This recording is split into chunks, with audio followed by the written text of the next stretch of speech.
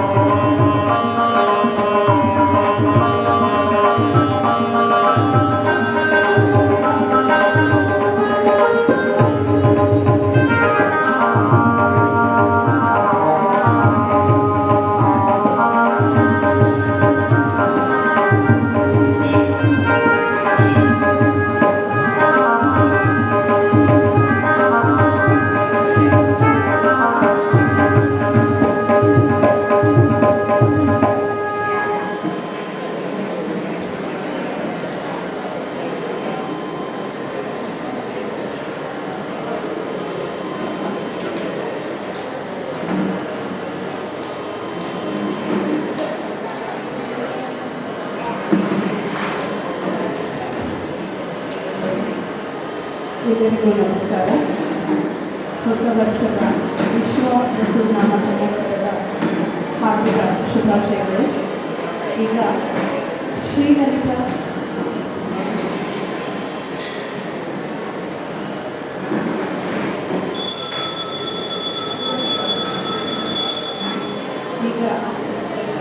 ಶ್ರೀ ಕುಮಾರಿ ಶ್ರೀಲಲಿತಾ ಉಳಿಯಾರ್ ಅವರಿಂದ ಹರಿಕಥಾ ಪ್ರಸಂಗ ಶ್ರೀ ಸತ್ಯನಾರಾಯಣ ವ್ರತಕಥಾ ಪ್ರಸಂಗವನ್ನು ಈಗ ಪ್ರಸ್ತುತಪಡಿಸಲಿದ್ದಾರೆ.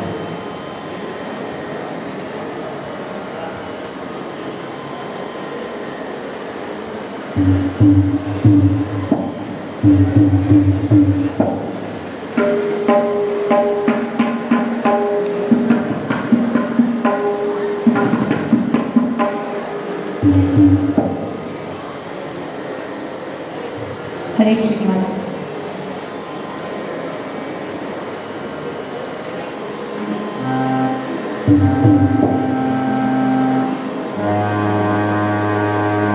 ಶುಕ್ಲಾಂ ವರದರಂ ವಿಷ್ಣುಂ ಶಶಿವರ್ಣಂ ಚತುರ್ಭುಜಂ ಪ್ರಸನ್ನವದನಂ ಧ್ಯಾಯೇತ್ ಸರ್ವವಿಘ್ನೋಪಶಾಂತಯೇ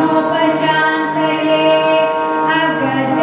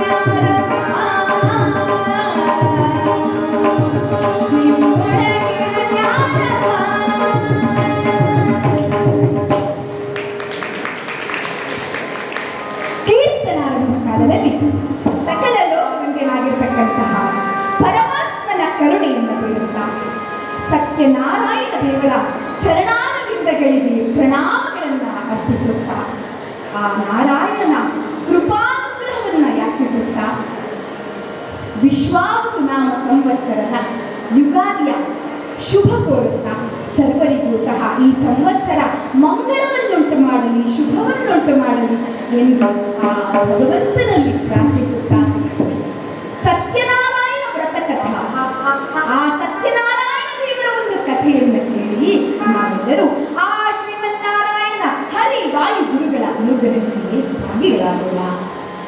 ಕಥಾ ಶ್ರವಣ ಮಾಡು,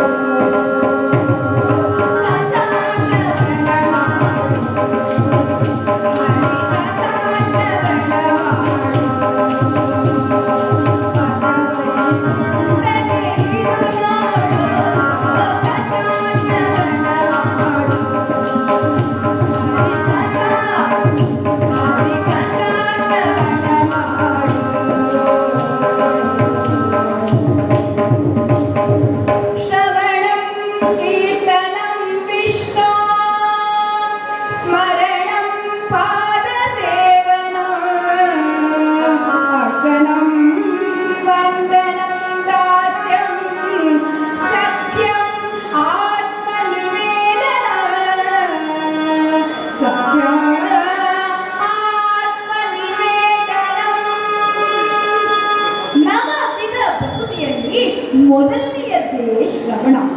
ಪರೀಕ್ಷಿತನ ಶ್ರವಣದಿಂದ, ನಾರದನ ಕೀರ್ತನೆಯಿಂದ, ಸ್ಮರಣೆಯಿಂದ ಪ್ರಹ್ಲಾದ, ಪಾದ ಸೇವನೆಯಿಂದ ಲಕ್ಷ್ಮೀದೇವಿ, ಅರ್ಚನೆಯಿಂದ ಕುದು ಚಕ್ರವರ್ತಿ, ವಂದನೆಯಲ್ಲಿ ಅಕ್ರೂರ, ದಾಸ್ಯದಲ್ಲಿ ಹನುಮಂತ, ಸಖ್ಯದಲ್ಲಿ ದಶನಾಮದಿಂದ ಬರುವಂತಹ ಪಾರ್ಥಿವ ಎಂದು ಬರೆಯತಕ್ಕಂತಹ ಅರ್ಜುನ, ಆತ್ಮನಿವೇದನೆಯಿಂದ ಬಲಿಚಕ್ರವರ್ತಿ ಈತರ ಶ್ರವಣ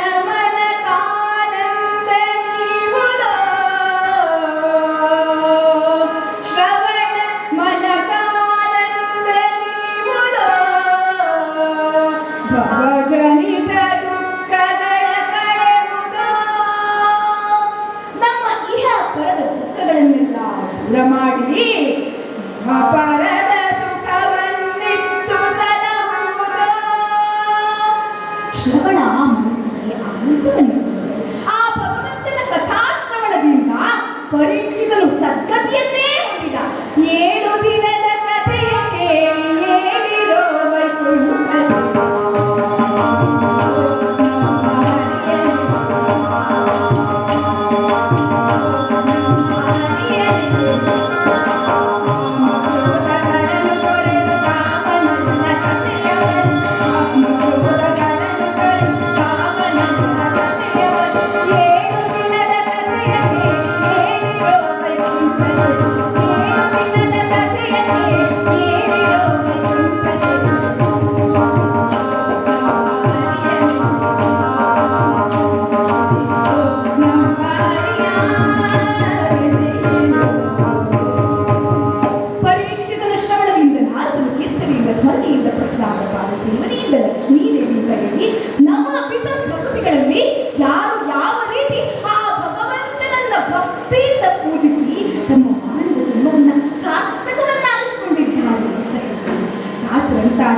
ನರಜನ್ಮವಿರುವಾಗ ನಾಲಿಗೆ ಇರುವಾಗ ಕೃಷ್ಣ ಎನ್ನಬಾರದು ಅಂತ.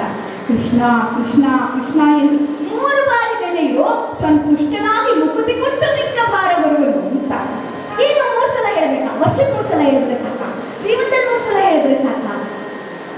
ಆ ದಾಸರು ಹೇಳಿದ್ದು ಭೂತಕಾಲ, ಭವಿಷ್ಯತ್ ಕಾಲ, ವರ್ತಮಾನ ಕಾಲ, ಅಂದರೆ ಸದಾ ಕಾಲದಲ್ಲೂ ಸಹ ಕೃಷ್ಣ ಕೃಷ್ಣ ಕೃಷ್ಣ ಕೃಷ್ಣ ಕೃಷ್ಣ ಅಂದ್ರಪ್ಪ ಆ ಭಗವಂತ ನಿಮ್ಮ ಎಲ್ಲ ಭಾರವನ್ನು ತಾನು ಹೊತ್ತು ಮುಕ್ತಿಯನ್ನ ಪಡ್ತಾನೆ ಅಂತ ಹೇಳ್ತಾರೆ. ಜಗನ್ನಾಥದಾಸರು ವರ್ಣಿಸ್ತಾರೆ, ಮಲಗಿ ಪರಮಾದರದಿ ಪಾಡಲು ಕುಳಿತು ಕೇಳುವ, ಕುಳಿತು ಪಾಡಲು ನಿಲ್ಲುವ, ನಿಂತರೆ ನಲಿವ, ನಲಿದರೆ ಒಲಿವೆ ನಿಮಗೆಂಬ ಸುಲಭನೋ ಹರಿ ತನ್ನವರ ಅಲೆಗಳಿಗೆ ಬಿಟ್ಟ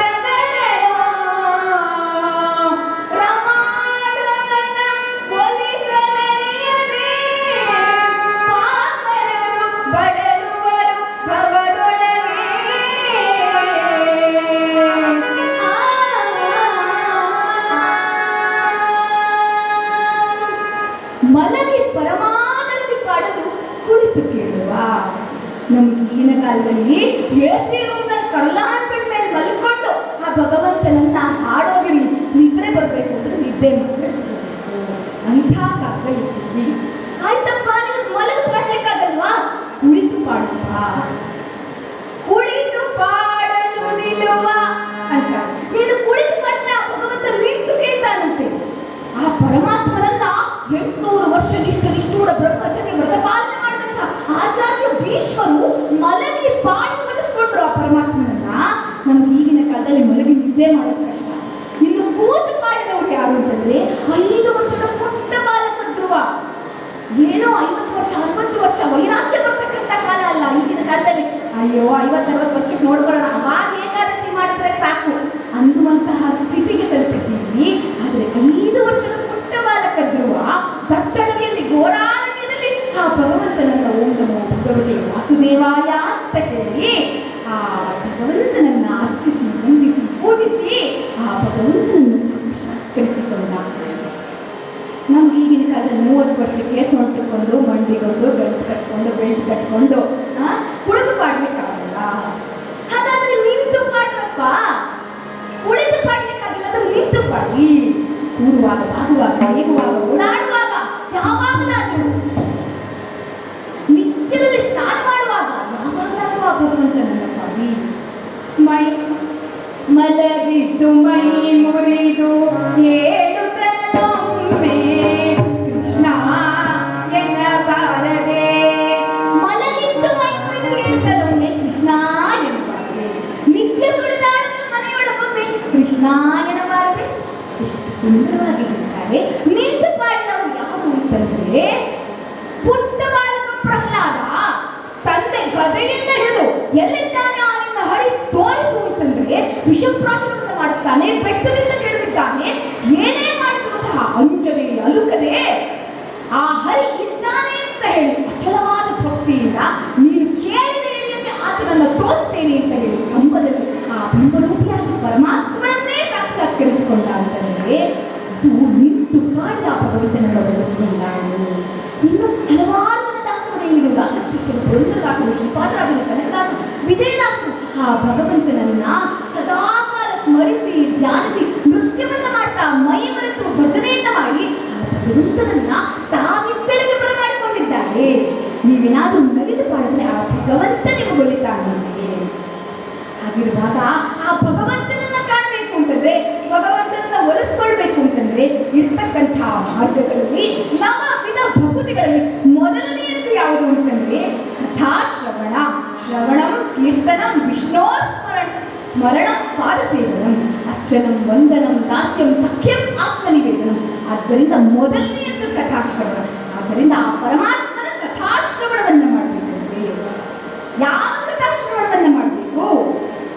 ಯಾವ ಕಥೆಯನ್ನು ಶ್ರವಣ ಮಾಡಿದ್ರು ಆ ಭಗವಂತನ ಲೀಲೆಯನ್ನ ಕೇಳಿದ್ರೆ, ಆ ಭಗವಂತನನ್ನ ವಿಶಿಷ್ಟವಾಗಿರ್ತಕ್ಕಂಥ ಮಹಿಮಾವಳಿಗಳನ್ನ ಕೇಳಿದ್ರೆ ಆ ಭಗವಂತನ ಕೃಪೆಗೆ ಪಾತ್ರವಾಗ್ತದೆ.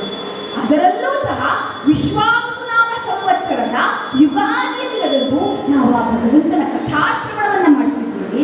ಯುಗಾದಿಯ ದಿನ ಎಷ್ಟೋ ಜನ ಹಳ್ಳಿಗಳನ್ನು ಬಿಟ್ಟಾಡೋದು, ಬೇಡದೇ ಇರತಕ್ಕಂಥ ಚಟಗಳಿಗೆ ಒಳಗಾಗೋದು, ಬೇಡದೇ ಇರತಕ್ಕಂಥ ಕೆಲಸಗಳನ್ನ ಮಾಡೋದು, ಹಬ್ಬ ಹರಿದಿನಗಳನ್ನು ಮರೆತಿರ್ತಕ್ಕಂಥದ್ದು.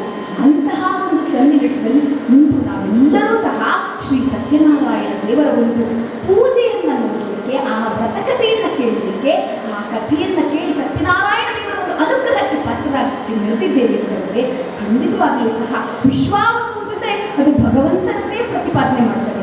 ಕಾಲ ವರ್ಷ ಯಾವುದೇ ಆಗಿದ್ರೂ ಸಹ ಸರ್ವ ಶಬ್ದ ವಾಚ್ಯಯುತ, ಸರ್ವೋತ್ತಮ, ಸರ್ವಾಧಿಪತ್ಯ, ಸರ್ವ ಶಬ್ದ ವಾಚ್ಯ ಅಂದ್ರೆ ಎಲ್ಲ ಶಬ್ದಗಳಲ್ಲೂ ನೆಲೆಸಿರ್ತಕ್ಕಂಥ ಆ ಅಂದ್ರೂ ಅದು ಪರಮಾತ್ಮ ಅಂತ ಹೇಳ್ತಾರೆ. ಪ್ರತಿಯೊಂದು ಅಕ್ಷರವೂ ಕೂಡ ಪರಮಾತ್ಮ ಅಂತ ಹೇಳಬೇಕಾದ್ರೆ ಈ ವಿಶ್ವಾವಸುನಾಮ ಸಂವತ್ಸರದಲ್ಲಿ ಕಾಲಗಳಲ್ಲಿ ಎಲ್ಲದರಲ್ಲೂ ಆ ಭಗವಂತ ಪ್ರತಿಪಾದ್ಯನಾಗಿದ್ದಾನೆ. ಅಂತಹ ಭಗವಂತನನ್ನ ನೆನೆದರೆ ನಮ್ಮ ಇಡೀ ಜೀವನ ಮಂಗಲಕರವಾಗಿರುತ್ತೆ. ಹಾಗಿರುವಾಗ ಅಂತಹ ಮಂಗಲಕರವಾಗಿರ್ತಕ್ಕಂತಹ ಆ ಭಗವನ್ನಾಮ ಕೀರ್ತನೆಯನ್ನ, ಆ ಭಗವಂತನ ವ್ರತದ ಮಹಿಮೆಯನ್ನ, ಕಥೆಯ ಮಹಿಮೆಯನ್ನ, ಶ್ರೀ ಸತ್ಯನಾರಾಯಣ ದೇವರ ಮಹಿಮೆಯನ್ನ ಕೇಳಿ ನಾವೆಲ್ಲರೂ ಆ ಭಗವಂತನ ಕೃಪೆಗೆ ಭಾಗಿಗಳಾಗೋಣ. ಕಥಾ ಶ್ರವಣ ಮಾಡು, ಹರಿ ಕಥಾ ಶ್ರವಣ ಮಾಡು,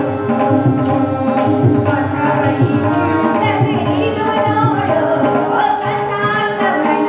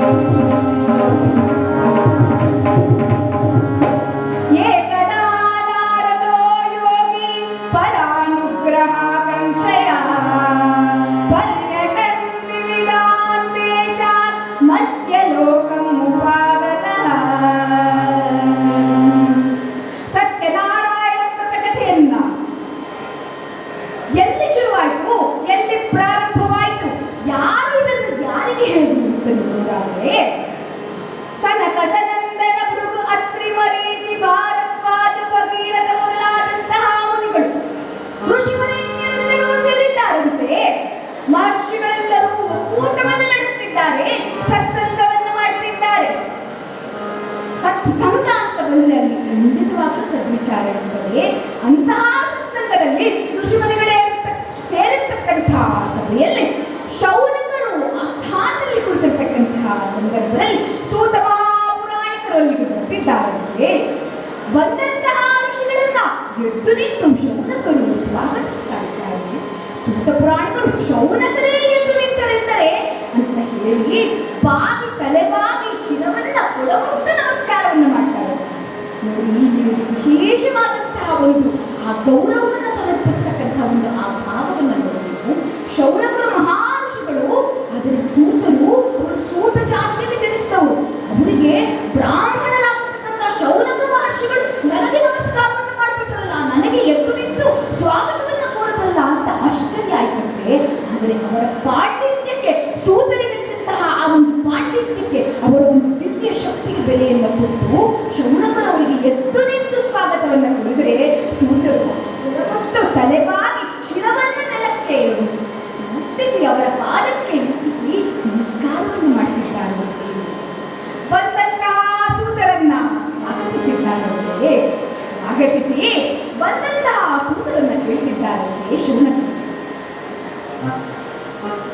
ನೋಡಿ, ಯಾರಾದರೂ ಮನೆಗೆ ಬಂದರೆ ಅತಿಥಿಗಳನ್ನ ಸತ್ಕರಿಸುವ ಕ್ರಮ ಮುಂಚಿನ ಕಾಲದಲ್ಲೆಲ್ಲ ಯಾರಾದರೂ ರಾಜಮಂತ್ರಿಗಳಿಗೆಲ್ಲ ಬಂದರೆ ಅವರನ್ನ ಕರೆದು ಶಾಸನ ಮೇಲೆ ಕುಳಿಸಿ ಪಾದ ಪೂಜೆಯನ್ನು ಮಾಡಿ ತೀರ್ಥ ಪ್ರೋಕ್ಷಣೆಯನ್ನು ಮಾಡಿಕೊಳ್ತಾ ಇದ್ರು. ಅಂತಹ ಒಂದು ಪದ್ಧತಿ ಇತ್ತು. ಈಗಿನ ಕಾಲಗಳು ಮನೆಗೆ ಬಂದ ಅತಿಥಿಯನ್ನ ಸತ್ಕರಿಸ್ತಾರೆ. ಯಾರಾದರೂ ಮನೆಗೆ ಬಂದ ತಕ್ಷಣ ನನ್ನಕ್ಕ ಅಯ್ಯೋ ನಿಮ್ಮ ಬಗ್ಗೆನೇ ಮಾತಾಡ್ತಾ ಇದ್ವಿ, ನೀವೇ ಬಂದ್ಬಿಟ್ರಿ ಅಂದರೆ ಬಂದವರಿಗಾಗುವ ಆನಂದ ಅಷ್ಟಿಷ್ಟಲ್ಲ. ಇನ್ನು ಕೆಲವರು ಬರ್ತಿದ್ದಾಗೆ ಪ್ರಾರಂಭಿಸಿಬಿಡ್ತಾರೆ. ಓ ದಯಮಾಡಿಸಿ ಮೊನ್ನೆ ತಾನೇ ಬಂದಿದ್ರಿ, ತಿರ್ಗಾ ಬಂದ್ರ ಅಂದರೆ ಬಂದವರಿಗೆ ಎಚ್ಚರವಾಗಬಹುದು. ಇನ್ನು ಕೆಲವರು ಬಂದಿದ್ದವರಿಗೆ ಏನಾದರೂ ಒಂದು ಕುಡಿಯಲಿಕ್ಕೆ ತಿನ್ನಲಿಕ್ಕೆ ಕೊಡುವಂಥ ಪದ್ಧತಿ ನಮ್ಮಲ್ಲಿ ಖಾಲಿ ಕೈಯಲ್ಲಿ ಯಾರು ಕಳಿಸೋದಿಲ್ಲ. ಕೆಲವರು ಏನು ಮಾಡ್ತಾರೆ, ನಿಂಬೆ ಹಣ್ಣಿನ ರಸನೋ ಕಿತ್ತಳೆ ಹಣ್ಣಿನ ರಸನೋ ಕೊಡ್ತಾರೆ, ಅದಕ್ಕೆ ಆರೆಂಜ್ ಜ್ಯೂಸ್ ಅಂತಾರೆ. ಇನ್ನು ಕೆಲವರು ಬಂದವರಿಗೆ ಸೇಬು ಹಣ್ಣಿನ ರಸನೋ ಅಲ್ಲ ಮತ್ತೊಂದು ಮಜ್ಜಿಗೆನೋ ಈ ಥರದ್ದೆಲ್ಲ ಕೊಡ್ತಾರೆ, ಅದಕ್ಕೆ ಆ್ಯಪಲ್ ಜ್ಯೂಸ್ ಅಂತಾರೆ. ಇನ್ನೂ ಕೆಲವು ಮನೆಗಳಲ್ಲಿ ನಾವು ಕೇಳಿ ನೀರನ್ನು ಈಸ್ಕೊಳ್ಬೇಕಾಗುತ್ತೆ, ಅದಕ್ಕೆ ಜ್ಯೂಸ್ ಬಂದಂತಹ ಸೂತ ಪುರಾಣಿಕರನ್ನ ಶೌನಕಾದಿಗಳು ಸತ್ಕರಿಸಿದ್ದಾರೆ. ಶೌನಕರು ಸೂತರನ್ನ ಪ್ರಶ್ನಿಸ್ತಾ ಇದ್ದಾರೆ, ಗುರುಗಳಿಗೆ ನಿಮ್ಮ ಮುಖಾಂತರ ಒಂದು ಮಹತ್ತರವಾದ ಉಪದೇಶವಾಗಬೇಕು. ಆ ಉಪದೇಶದಿಂದ ನಾವೆಲ್ಲರೂ ಪಾವನವಾಗಬೇಕು. ನಾವು ಅಂದರೆ ನಾವಲ್ಲ, ಈ ಜಗತ್ತಿನಲ್ಲಿ ಬಹಳ ಕಷ್ಟದಿಂದ ನೊಂದು ಬೆಳತಾ ಇರತಕ್ಕಂತಹ ಸಾಮಾನ್ಯರ ಉದ್ಧಾರವಾಗಬೇಕು.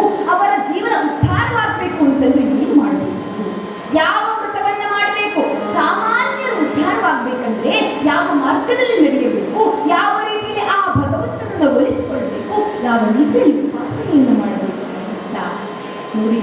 ಪುರಂದರದಾಸರು ಹೇಳ್ತಾರೆ, ಅವರು ಉಪದೇಶವನ್ನು ಪಡೆದಾಗ, ಗುರುಗಳಿಂದ ಉಪದೇಶವನ್ನು ಪಡೆದಾಗ ಹೇಳ್ತಾರಂತೆ, ವರ ಗುರು ಉಪದೇಶ ನೆರವಾಯಿತೆ ನವೀಗ ಇನ್ನೇನು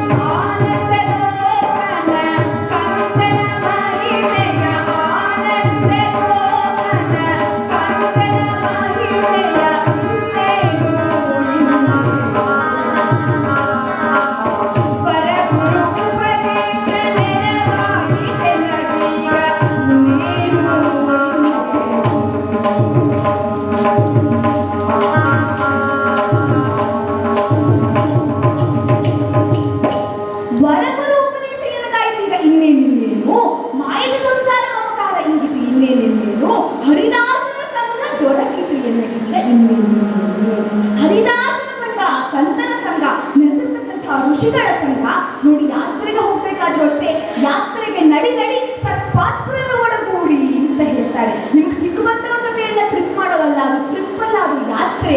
ಯಾತ್ರೆಗೆ ಹೋಗ್ಬೇಕು ಅಂತಂದ್ರೆ ಸತ್ಪಾತ್ರನ ಜೊತೆಗೆ ಹೋಗ್ಬೇಕಂತೆ. ಆಗ ಯಾತ್ರೆಯ ಸಂಪೂರ್ಣ ಫಲ ಸಿಗ್ಲಿಕ್ಕೆ ಸಾಧ್ಯ. ಮೊನ್ನೆ ಅಷ್ಟೇ ಒಂದಷ್ಟು ಜನ ಭಕ್ತಿಯಿಂದ, ಭಾವದಿಂದ, ಶ್ರದ್ಧೆಯಿಂದ ಯಾತ್ರೆಗೆ ಹೋಗಿದ್ದು. ಕೆಲವೊಂದಷ್ಟು ಜನ ಕುಂಭಮೇಳಕ್ಕೆ ಹೋಗಿ ಏನೋ ಆ ಕುಂಭಮೇಳದಲ್ಲಿ ತಮ್ಮ ಪಾಪಗಳನ್ನೆಲ್ಲ ಕಳೆದುಕೊಳ್ಳಬೇಕು, ಆ ಸಂಗಮದಲ್ಲಿ ಸ್ನಾನವನ್ನ ಮಾಡಿ ತಮ್ಮ ಪಾಪಗಳನ್ನ ನಾಶ ಮಾಡಿಕೊಳ್ಬೇಕು ಅಂತ ಆ ಒಂದು ಕುಂಭಮೇಳಕ್ಕೆ ಹೋಗಿ ಅಲ್ಲಿರ್ತಕ್ಕಂಥ ಮೊನಾಲಿಸಾ ಜೊತೆ ಸೆಲ್ಫಿಯನ್ನು ತೆಗೆದುಕೊಂಡು ಬಂದರು. ಅಂತಹ ಭಕ್ತಿಯಲ್ಲಿ ಮುಳುಗು ಹೋಗ್ತಿರ್ತಕ್ಕಂತಹ ಜನರ ಸಮೂಹದ ಮಧ್ಯದಲ್ಲಿ ಎಲ್ಲರೂ ಸಹ ಭಗವಂತನನ್ನ ನೋಡಬೇಕು, ಆ ಭಗವಂತನನ್ನ ಪಾಡಬೇಕು, ಕಾಣಬೇಕು ಅಂತಂದ್ರೆ ಗುರುಗಳ ಮೂಲಕವೇ ಪುರಂದರದಾಸರು ಹೇಳ್ತಾರೆ, ಗುರು ಉಪದೇಶವಿಲ್ಲದ ಜ್ಞಾನ, ಗುರು ಉಪದೇಶವಿಲ್ಲದ ಗಾನ, ಗುರು ಉಪದೇಶವಿಲ್ಲದ ಮೌನ, ಗುರು ಉಪದೇಶವಿಲ್ಲದ ಸ್ನಾನ ಉರಗನ ಉಪವಾಸದಂತೆ ಕಾಣಿತು. ಗುರುಗಳ ಉಪದೇಶವಾಗಬೇಕು, ತನ್ನ ಮೂಲಕ ನಾವು ಆ ಭಗವಂತನನ್ನ ಸ್ಮರಣೆಯನ್ನ ಮಾಡಬೇಕು. ನಮ್ಮಲ್ಲಿ ಈ ಪದ್ಧತಿ ಇದೆ. ನಾವು ಭಗವಂತನಿಗೆ ಕೃಷ್ಣಾರ್ಪಣವನ್ನು ಬಿಡಬೇಕಾದ್ರೂ ಸಹ ಭಾರತೀಯರವರ ಮುಖ್ಯ ಪ್ರಾಣ ಅಂತಕ್ಕಂಥ ಗೋಪಾಲಕೃಷ್ಣ ಪ್ರಿಯಕ ಅಂದ್ರೆ ಯಾರ ಮೂಲಕ ಹೇಗೆ ಆ ಭಗವಂತನನ್ನ ತಲುಪಬೇಕು ಅಂತ. ಹಾಗೆ ಇವಾಗ ಇಲ್ಲೂ ಅಷ್ಟೇ ಗುರುಗಳ ಮೂಲಕ, ಗುರುಗಳನ್ನ ಕೇಳ್ತಾ ಇದ್ದಾರೆ, ಗುರುಗಳಿಗೆ ಮಾರ್ಗವನ್ನು ತೋರಿ ಲೋಕದಲ್ಲಿ ಬಳಲ್ತಾ ಇರ್ತಕ್ಕಂಥವ್ರಿಗೆ ನೀವು ಮಾರ್ಗವನ್ನ ತೋರಬೇಕು, ಉಪಾಯವನ್ನು ಹೇಳಬೇಕು, ಆ ಭಗವಂತನನ್ನು ಉಳಿಸಿಕೊಳ್ಳುವ ವಿಧಾನವನ್ನು ತಿಳಿಸಬೇಕು ಅಂತ. ಆಗ ಆ ಸೂತ ಪ್ರಾಣಿಕರು ಹೇಳ್ತಾ ಇದ್ದಾರಂತೆ, ಏಕದಾ ನಾರದೋ ಯೋಗಿ ಪರಾನುಗ್ರಹ ಕಂಕ್ಷಯ ಪರ್ಯಟನ್ ವಿವಿಧಾನ್ ದೇಶಾನ್ ಮರ್ತ್ಯಲೋಕಂ ಉಪಾಗತಃ. ಏಕದಾ ನಾರದ ಯೋಗಿ, ಇದೇ ಮಾತನ್ನ ಒಮ್ಮೆ ನಾರದ ಮಹಾಮುನಿಗಳು ಭೂಲೋಕವನ್ನ, ಮರ್ತ್ಯಲೋಕವನ್ನು ಸುತ್ತುತ್ತಾ ಪರ್ಯಟನ್ ವಿವಿಧಾನ್ ದೇಶಾನ್ ಮರ್ತ್ಯಲೋಕಂ ಉಪಾಗತಃ, ಎಲ್ಲ ದೇಶಗಳನ್ನ ಸುತ್ತುತ್ತಾ ಭೂಲೋಕವನ್ನ ನೋಡಿ ಪರಾನುಗ್ರಹ ಕಂಕ್ಷಯ, ಪರರ ಅನುಗ್ರಹವನ್ನ ಆಕಾಂಕ್ಷಿಸಿ, ಅಂದರೆ ಬೇರೆಯವರ ಶ್ರೇಯಸ್ಸಿಗೋಸ್ಕರ, ಇಲ್ಲಿ ಬೆಳೀತಾ ಇರ್ತಕ್ಕಂಥ ಜನರ ಉದ್ಧಾರಕ್ಕೋಸ್ಕರವಾಗಿ ಆ ಭಗವಂತನ ಬಳಿಯಲ್ಲಿ ಪ್ರಾರ್ಥನೆಯನ್ನ ಮಾಡುತ್ತಿದ್ದಾರೆ. ಆ ಭಗವಂತ ಶ್ರೀಮನ್ನಾರಾಯಣ ಬಳಿಗೆ ವೈಕುಂಠಕ್ಕೆ ಬಂದು ಆ ಭಗವಂತನನ್ನು ಬೇಡ್ತಾ ಇದ್ದಾರಂತೆ. ಅಲ್ಲಿ ಆ ಭಗವಂತನು ಶುಭ್ರವರ್ಣನಾಗಿ, ಚತುರ್ಭುಜನಾಗಿ, ಶಂಖ ಚಕ್ರ ಗದಾ ಪದ್ಮಗಳನ್ನು ಹಿಡಿದು ವನಮಾಲಿ ವಿಭೂಷಿತಂ, ಶಂಖ ಚಕ್ರ ಗದಾ ಪದ್ಮಂ ವನಮಾಲಿ ವಿಭೂಷಿತಂ ತತ್ರ ನಾರಾಯಣಂ ದೇವಂ. ಇಲ್ಲಿ ನಾರಾಯಣನು ಶುಭ್ರವರ್ಣಂ ಚತುರ್ಭುಜ, ಚತುರ್ಭುಜಗಳಲ್ಲಿ ಶಂಖ ಚಕ್ರ ಗದಾ ಪದ್ಮಗಳನ್ನು ಹಿಡಿದು ವನಮಾಲೆಯನ್ನು ಧರಿಸಿ ನಿಂತಿದ್ದಾನೆ. ನೋಡಿ, ಭಗವಂತ 3 ಮಾಲೆಯನ್ನು ಧರಿಸ್ತಾನೆ. ಕೌಸ್ತುಭ ಮಾಲೆ, ವೈಜಯಂತಿ ಮಾಲೆ, ವನಮಾಲೆ ಅಂತ. ಕಂಠಕ್ಕೆ ಧರಿಸ್ತಕ್ಕಂಥದ್ದು ಕೌಸ್ತುಭ ಮಾಲೆ, ನಾಭಿಯವರೆಗೆ ಬರ್ತಕ್ಕಂಥದ್ದು ವೈಜಯಂತಿ ಮಾಲೆ, ಮೊಣಕಾಲಿನವರೆಗೆ ಬರ್ತಕ್ಕಂಥದ್ದು ವನಮಾಲೆ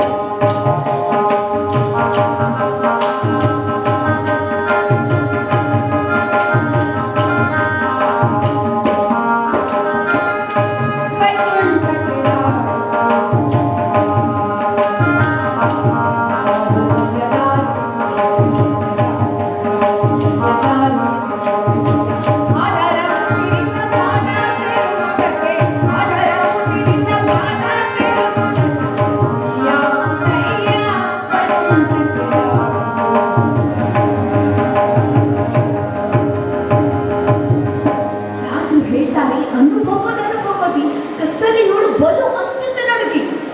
ಅವರು ಅಂಜಿಲ್ಲ, ದಾಸರು ಅಂಜಿಲ್ಲ.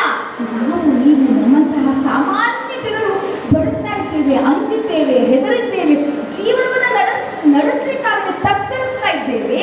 ಅಂಥವರಿಗೆ ದಾರಿ ಯಾವುದಯ್ಯ ವೈಕುಂಠಕ್ಕೆ ದಾರಿ ತಿಳಿಸಿಲ್ಲ ಅಂತ ಕೇಳ್ತಾ ಇದ್ದೇವೆ.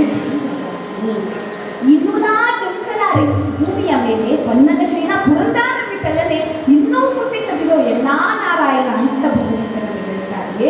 ನಾವು 84 ಲಕ್ಷ ಜೀವರಾಶಿಗಳು ಶ್ರೇಷ್ಠವಾದ ಮಾನವ ಜನ್ಮವನ್ನು ಹೊಂದಿದ್ದೇವೆ. ಎಲ್ಲೋ ಯಾವ ಜನ್ಮದಲ್ಲಿ ಯಾವ ಕ್ರಿಮಿಯಾಗಿ ಹುಟ್ಟಿವೋ, ಯಾವ ಕೀಟವಾಗಿ ಹುಟ್ಟಿವೋ ಗೊತ್ತಿಲ್ಲ.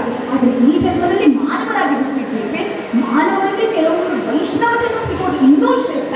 ಅದರಲ್ಲೂ ಮಾಧ್ವರಾಗಿ ಆ ಮಧ್ವರ ಪರಂಪರೆಯಲ್ಲಿ ಮಧ್ವಾಚಾರ್ಯರ ಒಂದು ಗುರು ಪರಂಪರೆಯಲ್ಲಿ ಜನಿಸಿದ್ದೇವೆ ಅಂತಂದರೆ ಇಂತಹ ಒಂದು ಜನ್ಮವಿರಬೇಕಾದ್ರೆ ನರಜನ್ಮವಿರುವಾಗ, ನಾಲಿಗೆ ಇರುವಾಗ ಆ ಭಗವಂತನನ್ನು ನಾವು ಪಾಡಿ ಅರ್ಚಿಸಿ ವಂದಿಸಿ ನಮ್ಮ ಜನ್ಮವನ್ನು ಸಾರ್ಥಕವನ್ನಾಗಿಸಿಕೊಳ್ಳಬೇಕು ಅಂತ ನಾರದರು ಹೇಳ್ತಾ ಇದ್ದಾರೆ. ಪರಮಾತ್ಮ ದಾರಿ ಯಾವುದಯ್ಯ ವೈಕುಂಠಕ್ಕೆ ದಾರಿ ನಾರಾಯಣ ಹೇಳ್ತಾನೆ. ಕಲಿಯುಗದಲ್ಲಿ ಆ ಭಗವಂತನನ್ನ ಅಂದರೆ ನನ್ನನ್ನು ಉಳಿಸಿಕೊಳ್ಳಲು ಯಜನ ಯಜ್ಞವು ಕೃತಯುಗದಿ ದಾನವಾಂತಕರ ದೇವತಾರ್ಚನೆಯು ದ್ವಾಪರದಿ, ಕಲಿಯುಗದಿ ಕೃಷ್ಣ ಎಂದರೆ ಸಾಕೆ ಅಂತ ಹೇಳ್ತಾರೆ. ನೋಡಿ, ಕೃತಯುಗದಲ್ಲಿ, ದ್ವಾಪರಯುಗದಲ್ಲಿ, ತ್ರೇತಾಯುಗದಲ್ಲೆಲ್ಲ ಯಜ್ಞ ಯಾಗಾದಿಗಳನ್ನು ಮಾಡಬೇಕು, ದಾನ ಧರ್ಮಗಳನ್ನ ಮಾಡಬೇಕು, ದೇವತಾರ್ಚನೆಗಳನ್ನ ಮಾಡಬೇಕು ದ್ವಾಪರದಲ್ಲಿ. ಆದರೆ ಕಲಿಯುಗದಲ್ಲಿ ಕೃಷ್ಣ ಅಂದರೆ ಸಾಕಂತೆ ಭಗವಂತ ಉಳಿದು ಬರ್ತಾನೆ. ಅದೇ ರೀತಿ ಏವಂ ಕೃತಂ ತತ್ಸತಂ ಒಂದು ವ್ರತ ಇದೆ. ಯಾವ ವ್ರತ? ಸರ್ವ ಫಲಗಳನ್ನು ಕೊಡ್ತಕ್ಕಂಥ ವ್ರತ. ಎಂಥ ವ್ರತ ಅಂತಂದ್ರೆ ಅದರಲ್ಲೂ ವಿಶೇಷತಃ ಕಲಿಯುಗೆ ಲಘೋಪಾಯಸ್ತು ಭೂತಲೇ.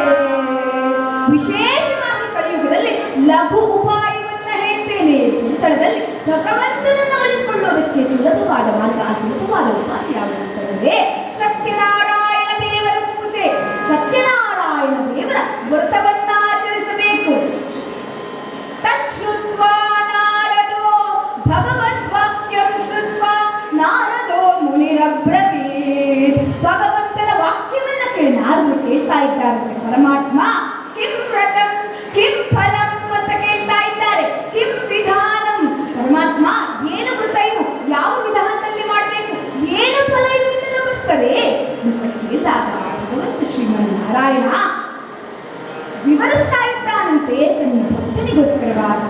ಆ ಭಕ್ತನು ಜನರ ಅಭೀಷ್ಟ ಸಿದ್ಧಿಗೋಸ್ಕರವಾಗಿ ಕೇಳ್ತಾ ಇದ್ದಾನೆ, ಮಂಗಳಕ್ಕೋಸ್ಕರವಾಗಿ, ಜಗತ್ ಕಲ್ಯಾಣಕ್ಕೋಸ್ಕರದ ಉದ್ದೇಶದಿಂದ ಕೇಳ್ತಿದ್ದಾನೆ ಅಂತ ಹೇಳಿ. ನೋಡಿ, ಇಲ್ಲಿ ಯಾವುದೇ ಸ್ವಾರ್ಥವಿಲ್ಲ. ಇಲ್ಲಿ ಸೂತ ಪುರಾಣಿಕರು, ಶೌನಕಾದಿ ಮಹರ್ಷಿಗಳು ಸೂತರ ಹತ್ರ ಕೇಳ್ತಾ ಇದ್ದಾರೆ, ಯಾವುದೇ ಸ್ವಾರ್ಥವಿಲ್ಲ. ಸ್ವಾಮಿ, ನನಗೆ ಒಂದು ಮೊಬೈಲ್ ಬೇಕು, ಐಫೋನ್ ಬೇಕು, ನನಗೆ ಅದಕ್ಕೋಸ್ಕರ ಯಾವ ವ್ರತ ಮಾಡಬೇಕು ಅಂತ ಕೇಳಲಿಲ್ಲ. ನನ್ನ ಮನೆ, ನನ್ನ ಹೆಂಡತಿ, ನನ್ನ ಮಕ್ಕಳು ಚೆನ್ನಾಗಿರ್ಬೇಕು, ನನಗೆ ಬಂಗಾರದ ಮನೆ ಬೇಕು ಅಂತ ಕೇಳಲಿಲ್ಲ. ಈ ಜಗತ್ತಿನ ಜನರು ಸುಖ ಸಂತೋಷದಿಂದ ಇರಬೇಕು, ನೆಮ್ಮದಿಯಾಗಿರಬೇಕು, ಭಗವಂತನನ್ನ ಕಾಣಬೇಕು, ಭಗವನ್ ಮಾರ್ಗದಲ್ಲಿ ಸನ್ಮಾರ್ಗದಲ್ಲಿ ಹೋಗ್ಬೇಕು ಅಂತಂದ್ರೆ ನನ್ನ ಜೀವನದಲ್ಲಿ ನಾನು ಏನು ಮಾಡಬೇಕು ಅಂತ ತಿಳಿಸಿಲ್ಲ. ಅದೇ ಮಾತು ನಾರದರು ಕೇಳಿದಾಗ ಶ್ರೀಮನ್ನಾರಾಯಣ ಲೋಕ ಕಲ್ಯಾಣಾರ್ಥವಾಗಿ ಉತ್ತರವನ್ನು ಕೊಟ್ಟಿದ್ದಾನಂತೆ. ಸತ್ಯನಾರಾಯಣ ವ್ರತವನ್ನ ಮಾಡಬೇಕು. ಹೇಗೆ ಮಾಡಬೇಕು ಅಂತಂದ್ರೆ ಬಂಧು ಮಿತ್ರರನ್ನೆಲ್ಲ ಕರೆದು ದೇವಸ್ಥಾನ ಅಥವಾ ನದಿ ತೀರದಲ್ಲಿ ಮಾಡಬಹುದು, ಮನೆಯಲ್ಲಿ ಮಾಡಬಹುದು, ಬೆಳಗಿನ ಜಾವದಲ್ಲಿ ಮಾಡಬಹುದು, ಮುಸ್ಸಂಜೆಯಲ್ಲಿ ಮಾಡಬಹುದು, ಯಾವ ಕಾಲದಲ್ಲಾದರೂ ಮಾಡಬಹುದು. ಹುಣ್ಣಿಮೆ, ಅಮಾವಾಸ್ಯೆ, ಸಂಕ್ರಮಣ ಮುಂತಾದ ಶುಭ ಕಾಲದಲ್ಲೂ ಸಹ ಮಾಡಬಹುದು. ಎಂತಹ ಸಂದರ್ಭದಲ್ಲಾದರೂ ಸತ್ಯನಾರಾಯಣ ದೇವರ ವ್ರತವನ್ನು ಮಾಡಬಹುದು. ವ್ರತ ಅಂತ ಯಾಕೆ ಕರೆದಿದ್ದಾರೆ? ಪೂಜೆ ಅನ್ನಬಹುದಾಗಿತ್ತಲ್ಲ. ಸತ್ಯನಾರಾಯಣ ದೇವರ ಪೂಜೆಗೂ ವ್ರತಕ್ಕೂ ವ್ಯತ್ಯಾಸವಿದೆ. ಏಕಾದಶಿ ಪೂಜೆಯನ್ನೆಲ್ಲ ವ್ರತ ಅಂತಾರೆ, ಅನಂತರ ವ್ರತ ಅಂತಾರೆ. ಯಾಕೆ ಅಂತಂದ್ರೆ ಗಜಗೌರಿ ವ್ರತ. ಯಾಕೆ ಅಂತಂದ್ರೆ ಇಷ್ಟು ಕಾಲದವರೆಗೆ ನಾನು ಇದನ್ನ ಶುರುವಿನಿಂದ ಇಷ್ಟು ವರ್ಷಗಳ ಕಾಲ ಮಾಡಿ ಸಮಾಪ್ತಿಯನ್ನ ಮಾಡಿ ಉದ್ಯಾಪನೆಯನ್ನ ಮಾಡ್ತೇನೆ, ಸಂಕಲ್ಪವನ್ನ ಮಾಡಿ ಇಷ್ಟು ವರ್ಷಗಳ ಆಚರಣೆಯನ್ನ ಮಾಡಿ ಆ ವಿಧಿವಿಧಾನವನ್ನ ಪಾಲಿಸಿ. ಏಕಾದಶಿ ಅಂತಂದ್ರೆ ದಶಮಿ, ಏಕಾದಶಿ, ದ್ವಾದಶಿ 3 ದಿನಗಳು, ದಶಮಿಯಿಂದ ಪ್ರಾರಂಭಗೊಂಡು ದ್ವಾದಶಿಯವರೆಗೆ 3 ದಿನಗಳ ವ್ರತವನ್ನ ಆಚರಣೆ ಮಾಡ್ತೀವಿ. ಆ ರೀತಿ ಒಂದು ಕಾಲದ ನಿಯಮಿತವಿದ್ದು ಅದನ್ನ ಸಂಪೂರ್ಣ ಭಗವಂತನಿಗೆ ಮೀಸಲಿಟ್ಟು ಆಚರಣೆಯನ್ನ ಮಾಡ್ತಾರೆ.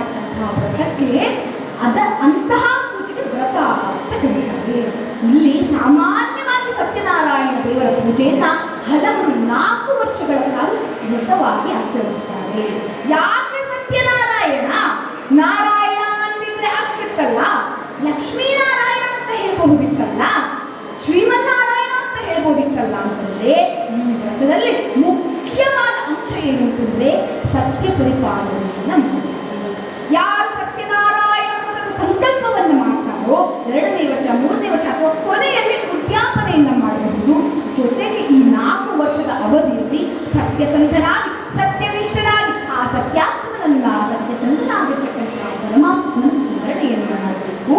ಜೊತೆಗೆ ಸತ್ಯನಿಷ್ಠನಾಗಬೇಕು. ವ್ರತವನ್ನ ಮಾಡಬೇಕಾದ್ರೆ, ಪೂಜೆಯನ್ನು ಮಾಡಬೇಕಾದ್ರೆ ಯಾವ ಕಾಲದಲ್ಲಿಯೂ ಸಹ ಪತ್ರಂ ಪುಷ್ಪಂ ಫಲಂ ತೋಯಂ ಯಾವುದಾದರೂ ರೀತಿಯಲ್ಲಿ ಭಕ್ತಿಯಿಂದ ಅರ್ಚನೆಯನ್ನು ಮಾಡಿ ಕಲ್ಪೋಕ್ತ ಪೂಜೆಗಳನ್ನು ಮಾಡಿ ಕಲಶದಲ್ಲಿ ಆ ಸತ್ಯನಾರಾಯಣನ ಆಹ್ವಾನಿಸಿ ಪೀಠ ಪೂಜೆಯನ್ನು ಮಾಡಿ ಆ ಭಗವಂತನನ್ನ ಪೂಜಿಸಿ ತದನಂತರದಲ್ಲಿ ವ್ರತದ ಕಥೆಯನ್ನ ಕೇಳಿ ಸಪಾದ ಭಕ್ಷ್ಯವನ್ನ ಸೇವಿಸಬೇಕು. ಸ್ವಾಮಿ, ಸಪಾದ ಭಕ್ಷ್ಯವನ್ನ ಹೇಗೆ ಮಾಡಬೇಕು ಅಂತಂದ್ರೆ ಭಗವಂತ ಹೇಳ್ತಾನೆ, ಗೋಧಿಯ ನುಚ್ಚು, ಈಗ ನಾವು ಏನು ರವೆ ಅಂತ ಕರಿತೀವಿ, ಗೋಧಿಯ ನುಚ್ಚು ಅಥವಾ ಅಕ್ಕಿ ಕರಿಯಲ್ಲೂ ಸಹ ಮಾಡಬಹುದು.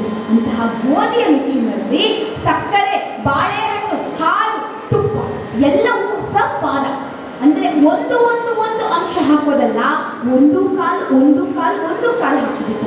ಯಾಕೆ ಕಾಲು ಅಂತಂದ್ರೆ ಕಾಲು ಅಂದ್ರೆ ಪಾದ, ಸಪಾದ. ಆ ಭಗವಂತನಿಂದ ಪಾದದಿಂದ ಕೂಡಿರ್ತಕ್ಕಂಥ ಭಕ್ಷ್ಯ ಯಾವುದು ಅಂತಂದ್ರೆ ಅದು ಸಪಾದ ಭಕ್ಷ್ಯ. ಅದಕ್ಕಾಗಿ ಅದರಲ್ಲಿ ವಿಶೇಷವಾದ ಸನ್ನಿಧಾನ, ಅದಕ್ಕಾಗಿಯೇ ಭಗವಂತನ ಪ್ರಸಾದಕ್ಕೆ ಅಂತಹ ಒಂದು ಮಹತ್ವ ಅಂತ ಹೇಳಿ. ಆದ್ದರಿಂದಲೇ ಒಂದು ಕಾಲು ಅಂಶದಲ್ಲಿ ಅಂದ್ರೆ ಎಷ್ಟು ಜನರಿದ್ದಾರೋ ಅದಕ್ಕೆ ತಕ್ಕಂತೆ ಒಂದು ಕಾಲು ಇಟ್ಟು ಅಂದ್ರೆ ಅದನ್ನ ದುಪ್ಪಟ್ಟು ಮಾಡ್ಕೋಬಹುದು, 3 ಪಟ್ಟು ಮಾಡ್ಕೋಬಹುದು. ಆದರೆ ಒಂದು ಕಾಲರ ಅಳತೆಯಲ್ಲಿಯೇ ಹಾಕಿ ಆ ನೈವೇದ್ಯವನ್ನು ಸಿದ್ಧ ಮಾಡಿ ಭಗವಂತನಿಗೆ ಸಮರ್ಪಣೆಯನ್ನು ಮಾಡಿ ತದನಂತರದಲ್ಲಿ ಬ್ರಾಹ್ಮಣರನ್ನ, ಅತಿಥಿ ಅಭ್ಯಾಗತರನ್ನ, ಬಂಧು ಮಿತ್ರರನ್ನ ಕರೆದು ಪ್ರಸಾದ ವಿನಿಯೋಗವನ್ನು ಮಾಡಿ ಭಕ್ಷ್ಯವನ್ನು ಬಯಸಿ ಆ ಭಗವಂತನ ಕೃಪೆಗೆ ಭಾಗಿಗಳಾಗಬೇಕು. ತದನಂತರ ಮನೆಗೆ ತೆರಳಬಹುದು ಅಥವಾ ಮನೆಯಲ್ಲೇ ಮಾಡ್ತಿದ್ರೆ ಮನೆಯಲ್ಲೂ ಸಹ ಮಾಡಬಹುದು ಅಂತ ಹೇಳಿ ಭಗವಂತ ನಾರದರಿಗೆ ಉಪದೇಶವನ್ನ ಕೊಡ್ತಿದ್ದಾನಂತೆ. ಇತಿ ಶ್ರೀ ಸ್ಕಾಂದ ಪುರಾಣೇ ರೇವಾಕಾಂಡೇ ಪ್ರಥಮ ಅಧ್ಯಾಯದಲ್ಲಿ ಶೌನಕರು ಸೂತ ಪುರಾಣಿಕರನ್ನ ಪ್ರಶ್ನಿಸಿದ್ದಾರೆ. ಅದರ ಆ ಪ್ರಶ್ನೆಗೆ ಉತ್ತರವಾಗಿ ನಾರದರೆ ಶ್ರೀಮನ್ನಾರಾಯಣನಿಂದ ಉಪದೇಶವನ್ನು ಪಡೆದಂತಹ ವ್ರತದ ಮಹಿಮೆಯನ್ನು ಹೇಳಿದ್ದಾರೆ. ಆಗ ಶೌನಕರು ಮತ್ತಷ್ಟು ಕುತೂಹಲದಿಂದ, ನಾರದರೆ ಈ ವ್ರತವನ್ನ ಮಾಡಿದವರಿದ್ದಾರಾ, ಈ ವ್ರತದಿಂದ ಫಲವನ್ನು ಪಡೆದವರು ಯಾರಿದ್ದಾರೆ, ಈ ವ್ರತವನ್ನ ಹೇಗೆ ಭೂತಲದಲ್ಲಿ ಆಚರಣೆಗೆ ಎಂಬತಕ್ಕಂತಹ ಪ್ರಶ್ನೆಯನ್ನು ಮಾಡಿದ್ದಾರೆ. ನೋಡಿ, ಸಾಮಾನ್ಯವಾಗಿ ಕಥೆಯನ್ನ ಕೇಳಬೇಕಾದ್ರೆ, ಏನಾದರೂ ಒಂದು ವಿಶಿಷ್ಟವಾದ ವಿಚಾರವನ್ನು ತಿಳ್ಕೊಳ್ಬೇಕಾದ್ರೆ ಪ್ರಶ್ನೋತ್ತರವನ್ನು ಮಾಡಬೇಕು. ಹಾಗೆ ನಮಗೆ ಜಾಸ್ತಿ ವಿಷಯಗಳು, ಇನ್ನಷ್ಟು ವಿಷಯಗಳನ್ನು ತಿಳ್ಕೊಳ್ಬೇಕು ಅಂತ. ಹಾಗೆ ಇಲ್ಲಿ ಸೂತ ಪುರಾಣಿಕರಿಂದ ಶೌನಕಾದಿ ಮಹರ್ಷಿಗಳು ಪ್ರಶ್ನೆಯನ್ನು ಮಾಡ್ತಾ ಇದ್ದಾರೆ, ಹೇಗೆ ಇದು ಭೂಲೋಕದಲ್ಲಿ ಈ ವ್ರತ ಪ್ರಾರಂಭವಾಗಿದೆ ಅಂತ. ಆಗ ಶೌನಕಾದಿಗಳ ಪ್ರಶ್ನೆಗೆ ಸೂತರು ಉತ್ತರಿಸುತ್ತಾ ನಾರದರಿಗೆ ಶ್ರೀಮನ್ನಾರಾಯಣ ಹೇಳಿದ ಮಾತನ್ನೇ ಮತ್ತೆ ಮುಂದುವರಿಸುತ್ತಾ ಹೇಳ್ತಾರಂತೆ, ಕೇಳಿ ಶೌನಕರೇ, ಇದೇ ವ್ರತವನ್ನ ಒಮ್ಮೆ ಭೂಲೋಕದಲ್ಲಿ ಒಬ್ಬ ಬಡ ಬ್ರಾಹ್ಮಣ ವಿಪ್ರ, ಒಬ್ಬ ಬಹಳ ಬಡತನದಲ್ಲಿ ಬೆಂದು ನರಳುತ್ತಿರ್ತಕ್ಕಂತಹ ಕಾಶೀಪುರದಲ್ಲಿರ್ತಕ್ಕಂತಹ, ಕಾಶಿ ಪಟ್ಟಣದಲ್ಲಿರ್ತಕ್ಕಂತಹ ಒಬ್ಬ ಬಡ ಬ್ರಾಹ್ಮಣ ನರಳುತ್ತಾ ಇದ್ದ. ಈತನ ಕಷ್ಟವನ್ನ ನೋಡಿ ಆ ಭಗವಂತನೇ ಒಂದು ಬ್ರಾಹ್ಮಣ ವೇಷದಲ್ಲಿ ಬಂದು, ವಿಪ್ರನ ರೂಪದಲ್ಲಿ ಬಂದು ಈತನನ್ನು ಕೇಳ್ತಾನೆ, ಅಲ್ಲ ಯಾತಕ್ಕಾಗಿ ಈ ರೀತಿ ನರಳುತ್ತಿದ್ದೀಯಾ, ಬರುತ್ತಿದ್ದೀಯಾ, ನಿನ್ನ ಕಷ್ಟಗಳೇನು ಅಂತ ಹೇಳಿ. ಆಗ ಈತ ತಿನ್ನೋದಕ್ಕೂ ಗತಿ ಇಲ್ಲ ಅಂತ ಹೇಳಿ ತನ್ನ ಕಷ್ಟಗಳನ್ನು ಭಗವಂತನ ಬಳಿ ಹೇಳಿಕೊಂಡಾಗ ಭಗವಂತ ಒಂದು ಕಾರ್ಯವನ್ನು ಹೇಳ್ತಾನೆ, ನೀನು ಸತ್ಯನಾರಾಯಣ ದೇವರ ಪೂಜೆಯನ್ನು ಮಾಡಬೇಕು, ಆ ಸತ್ಯನಾರಾಯಣ ವ್ರತವನ್ನು ಪಾಲಿಸಬೇಕು. ನಿನ್ನ ಯಥಾಶಕ್ತಿ ಸತ್ಯನಾರಾಯಣ ದೇವರ ಪೂಜೆಯನ್ನು ಮಾಡಿದರೆ ಆ ಭಗವದ ಅನುಗ್ರಹದಿಂದ ನಿನ್ನ ಕಷ್ಟಗಳು ನಾಶವಾಗಿ ಆ ಭಗವಂತನ ಕೃಪೆಗೆ ಭಾಗಿಯಾಗುತ್ತೀಯ ಅಂತ. ಆಗ ಈ ಬ್ರಾಹ್ಮಣನು ಯಾವುದೇ ವಿಧವಾದಂತಹ ಅನ್ಯ ಮಾರ್ಗವನ್ನು ಹಿಡಿಯಲಿಲ್ಲ ಅಂತ, ಎಲ್ಲೋ ಕನ್ನ ಹಾಕಿ ಇಲ್ಲ, ಇನ್ಯಾರ ಹತ್ರ ದುಡ್ಡನ್ನ ಕದ್ದುಕೊಂಡು ಬಂದು ವ್ರತವನ್ನ ಮಾಡಲಿಲ್ಲ. ಭಿಕ್ಷಾಟನೆಯನ್ನ ಮಾಡ್ತಾ, ಭಗವಂತ ಸಂಕಲ್ಪವನ್ನ ಮಾಡ್ತೇನೆ, ಭಿಕ್ಷೆಯಲ್ಲಿ ಬಂದಂತಹ ಹಣದಿಂದ ನಿನ್ನ ವ್ರತವನ್ನ ಮಾಡ್ತೇನೆ, ಯಥಾಶಕ್ತಿ ವ್ರತವನ್ನ ಮಾಡ್ತೇನೆ ಎಂದು ಸಂಕಲ್ಪವನ್ನು ಮಾಡುತ್ತಾನಂತೆ. ಇತಿ ಸಚಿತ್ಯ ವಿಪ್ರ ರಾತ್ರೋ ನಿದ್ರಾಂ ನ ಲಬ್ಧವಾನ್. ಈ ರೀತಿಯಾಗಿ ಚಿಂತೆಯಲ್ಲಿ ಒಳಗಿದ್ದಂತಹ ವಿಪ್ರನಿಗೆ ರಾತ್ರಿ ನಿದ್ರೆ ಪ್ರಾಪ್ತವಾಗಲಿಲ್ಲ. ಮಾರನೇ ದಿನ ಶುಚಿಭೂತನಾಗಿ ಭಿಕ್ಷಾಟನೆಗಾಗಿ ತೆರಳಿದ್ದಾನೆ. ಭಿಕ್ಷಾಟನೆಯನ್ನ ಮಾಡ್ತಾ ಆ ಸಂಜೆಯ ಕಾಲಕ್ಕೆ ಬರ್ತಾನೆ. ಆ ಸತ್ಯನಾರಾಯಣ ದೇವರ ಪೂಜೆಗೆ, ಆ ಭಗವಂತನ ಒಂದು ವ್ರತವನ್ನು ಮಾಡಲಿಕ್ಕೆ ಎಷ್ಟು ಹಣ ಅರ್ಪಿಸಬೇಕಾಗುತ್ತೋ ಭಕ್ತಿಗಳಿಂದ ಆ ಸತ್ಯನಾರಾಯಣ ದೇವರ ಒಂದು ಪೂಜೆಯನ್ನ ನೆರವೇರಿಸ್ತಾ ಇದ್ದಾನಂತೆ. ನಾರಾಯಣ ಎನ್ನಿರು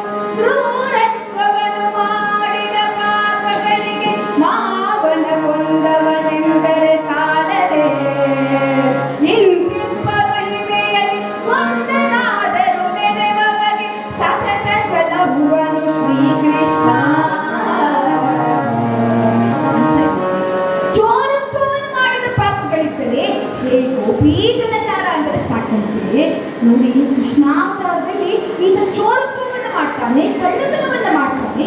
ಒಂದು ಪ್ರಸಿದ್ಧ ವಾಕ್ಯ ಇದೆ, ರಾಮ ನಡೆದ ನಡಿ, ಕೃಷ್ಣ ನುಡಿದ ಹಾಗೆ ನುಡಿ ಅಂತ. ರಾಮ ಏನ್ ನಡೆದ? 14 ವರ್ಷಗಳ ಕಾಲ ವನವಾಸದಲ್ಲಿದ್ದ, ತಾಯಿಯ ಪಿತೃವಾಕ್ಯ ಪರಿಪಾಲನೆಯಿಂದ ಮಾಡ್ದ. ತಾಯಿಗೋಸ್ಕರವಾಗಿ ಒಂದೇ ಒಂದು ಮಾತಿಗೋಸ್ಕರವಾಗಿ ರಾಜ್ಯವನ್ನು ತೊರೆದು ಪಿತೃವಾಕ್ಯ ಪರಿಪಾಲನಾತ್ಮನಾದ 14 ವರ್ಷಗಳ ಕಾಲ ವನವಾಸದಲ್ಲಿದ್ದು ಏಕಪತ್ನಿ ವ್ರತಸ್ಥನಾಗಿದ್ದ, ಧರ್ಮಾಚರಣೆಯಲ್ಲಿದ್ದ ಶ್ರೀರಾಮಚಂದ್ರ ರಾಮ ನಡೆದ ಹಾಕಿ ಕೃಷ್ಣ ನುಡಿದ ಹಾಗೆ ನೋಡಿ ಇರ್ತಾರೆ. ಕೃಷ್ಣ ಏನ್ ನುಡಿದಪ್ಪ? ಭಗವದ್ಗೀತೆಯನ್ನು ನುಡಿದ, ಗೀತೋಪದೇಶವನ್ನು ಮಾಡ್ದ, ಆ ಅರ್ಜುನನಿಗೆ ಉಪದೇಶವನ್ನು ಮಾಡಿ ಮಾರ್ಗವನ್ನು ತೋರಿದ, ಧರ್ಮ ಮಾರ್ಗದ ಬೋಧನೆಯನ್ನು ಮಾಡ್ದ. ಆದ್ದರಿಂದ ಕೃಷ್ಣ ನುಡಿದ ಹಾಕಿ ನಮ್ಮ ಜನಕ್ಕೆ ತಿಳಿಸೋದಿಲ್ಲ.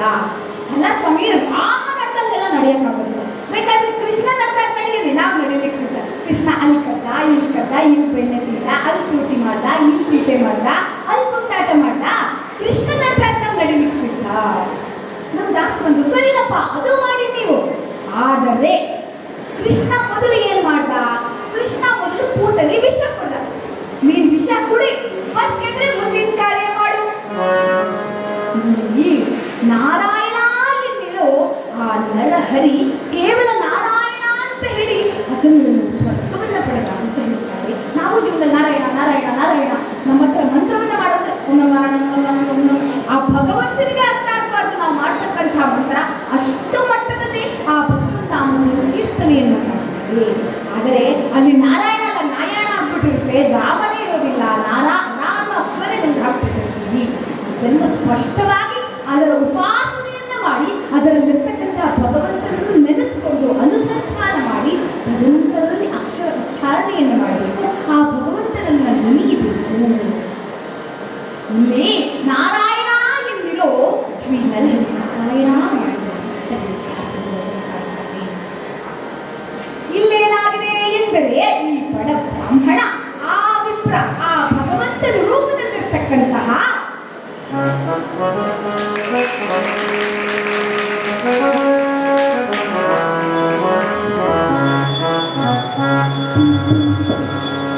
ಭಗವಂತನ ರೂಪದಲ್ಲಿ ಬಂದು ಆಜ್ಞೆಯನ್ನಿದ್ದಂತಹ ಆ ವಿಪ್ರನ ಮಾತಿಗೆ ಅನುಗುಣವಾಗಿ ಸತ್ಯನಾರಾಯಣ ದೇವರು ಒಂದು ವ್ರತವನ್ನು ಮಾಡ್ತಾ ಇದ್ದಾರಂತೆ.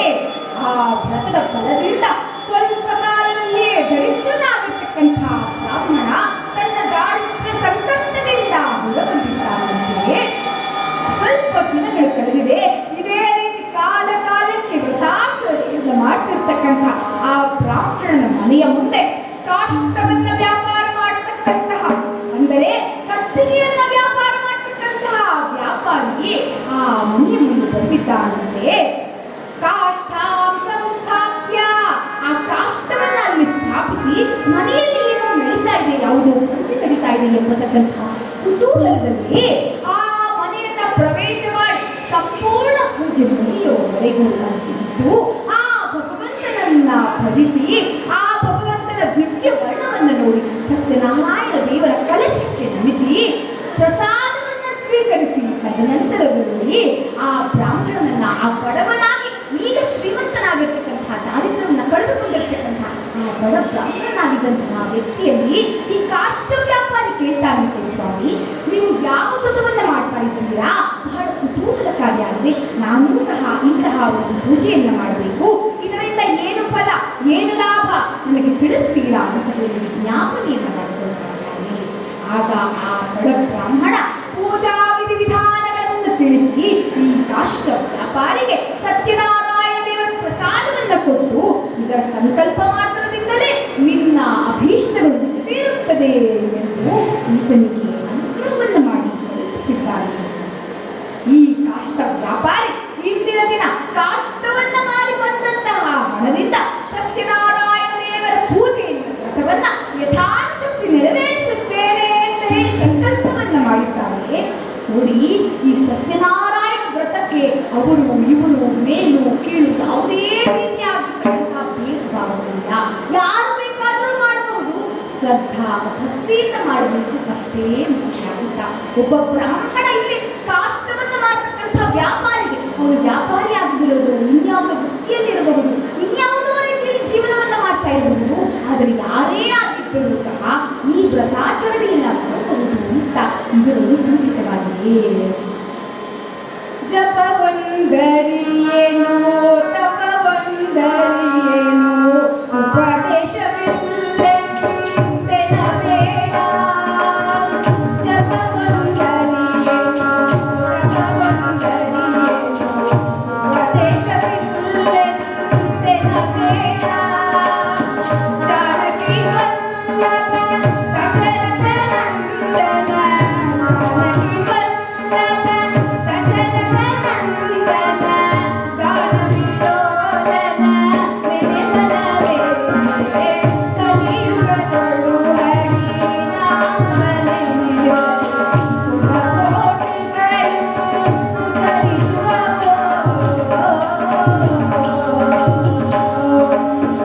ಜಪವಂತರೇನು ತಪವಂತರೇನು ಉಪದೇಶವಿಲ್ಲ. ನನಗೆ ಜಪ ಬರೋದಿಲ್ಲ, ತಪಸ್ಸು ಬರೋದಿಲ್ಲ, ನನಗೆ ಉಪದೇಶ ಆಗಿಲ್ಲ, ಹೇಗಪ್ಪ ಮಾಡಲಿ, ನಾನು ಆ ನಾರಾಯಣನ ಹೇಗೆ ಭಜಿಸ್ಲಿ ಅಂತ ಅನ್ಕೊಳ್ಳೇಬೇಡ. ಕಲಿಯುಗದಲ್ಲಿ ಹರಿನಾಮವನ್ನೆಳೆದರೆ ಕುಲಕೋಟಿಗಳು ಉತ್ತರಿಸುವವು ಅಂತ ಹೇಳ್ತಾರೆ. ಇಂದು ಅಷ್ಟೇ ಈತನಿಗೆ ಜಾತಿ ಇಲ್ಲ, ಯಾವುದಾದ್ರೂ ಪಂಥದವನಾಗಿರಬಹುದು, ಆದರೆ ಸತ್ಯನಾರಾಯಣ ದೇವರ ಪೂಜೆ ಎಲ್ಲರೂ ಮಾಡಬಹುದು, ಮಾಡಲೇಬೇಕು. ಹಾಗಿರುವಾಗ ಈತ ಆ ಬ್ರಾಹ್ಮಣನಿಂದ ಉಪದೇಶವನ್ನ ಪಡೆದು ನೇರವಾಗಿ ಸಂಕಲ್ಪವನ್ನ ಮಾಡಿ ವ್ಯಾಪಾರಕ್ಕೋಸ್ಕರವಾಗಿ ತೆರಳಿದರೆ ಅಲ್ಲಿ ಅಂದಿನ ದಿನ ಈತನಿಗೆ ಒಂದಲ್ಲ ಎರಡಲ್ಲ 3 ಪಟ್ಟು ಲಾಭ ಪ್ರಾಪ್ತವಾಗಿದೆಯಂತೆ. ಆ ಭಗವಂತನ ಅನುಗ್ರಹದಿಂದ ಸಂಕಲ್ಪಿಸಿದಂತೆ ಸತ್ಯನಾರಾಯಣ ದೇವರ ವ್ರತದ ಪೂಜೆಯನ್ನ ನೆರವೇರಿಸಿದ್ದಾನಂತೆ. ಬಂಧು ಮಿತ್ರರನ್ನ ಬರಮಾಡಿಸಿ ಭೋಜನವನ್ನು ಏರ್ಪಡಿಸಿ ಸತ್ಯನಾರಾಯಣ ದೇವರ ಸಪಾಕ ಭಕ್ಷ್ಯವನ್ನು ವಿತರಿಸಿ ಭಗವದ್ ಮಿತ್ರರಿಗೆ ಪಾತ್ರನಾಗಿದ್ದಾರೆ. ತದನಂತರದಲ್ಲಿ ಆ ಭಗವತ್ ಕೃಪೆಯಿಂದ ಈತನ ಜೀವನ ಸುಗಮವಾಯಿತು, ಸಂಸಾರ ಸಾಗರವನ್ನು ದಾಟಿದ ಎಂಬಲ್ಲಿಗೆ ಇತಿ ಶ್ರೀ ಸ್ಕಾಂದ ಪುರಾಣೇ ರೇವಾಕಾಂಡೇ ದ್ವಿತೀಯೋಧ್ಯಾಯಃ. ನಾರಾಯಣ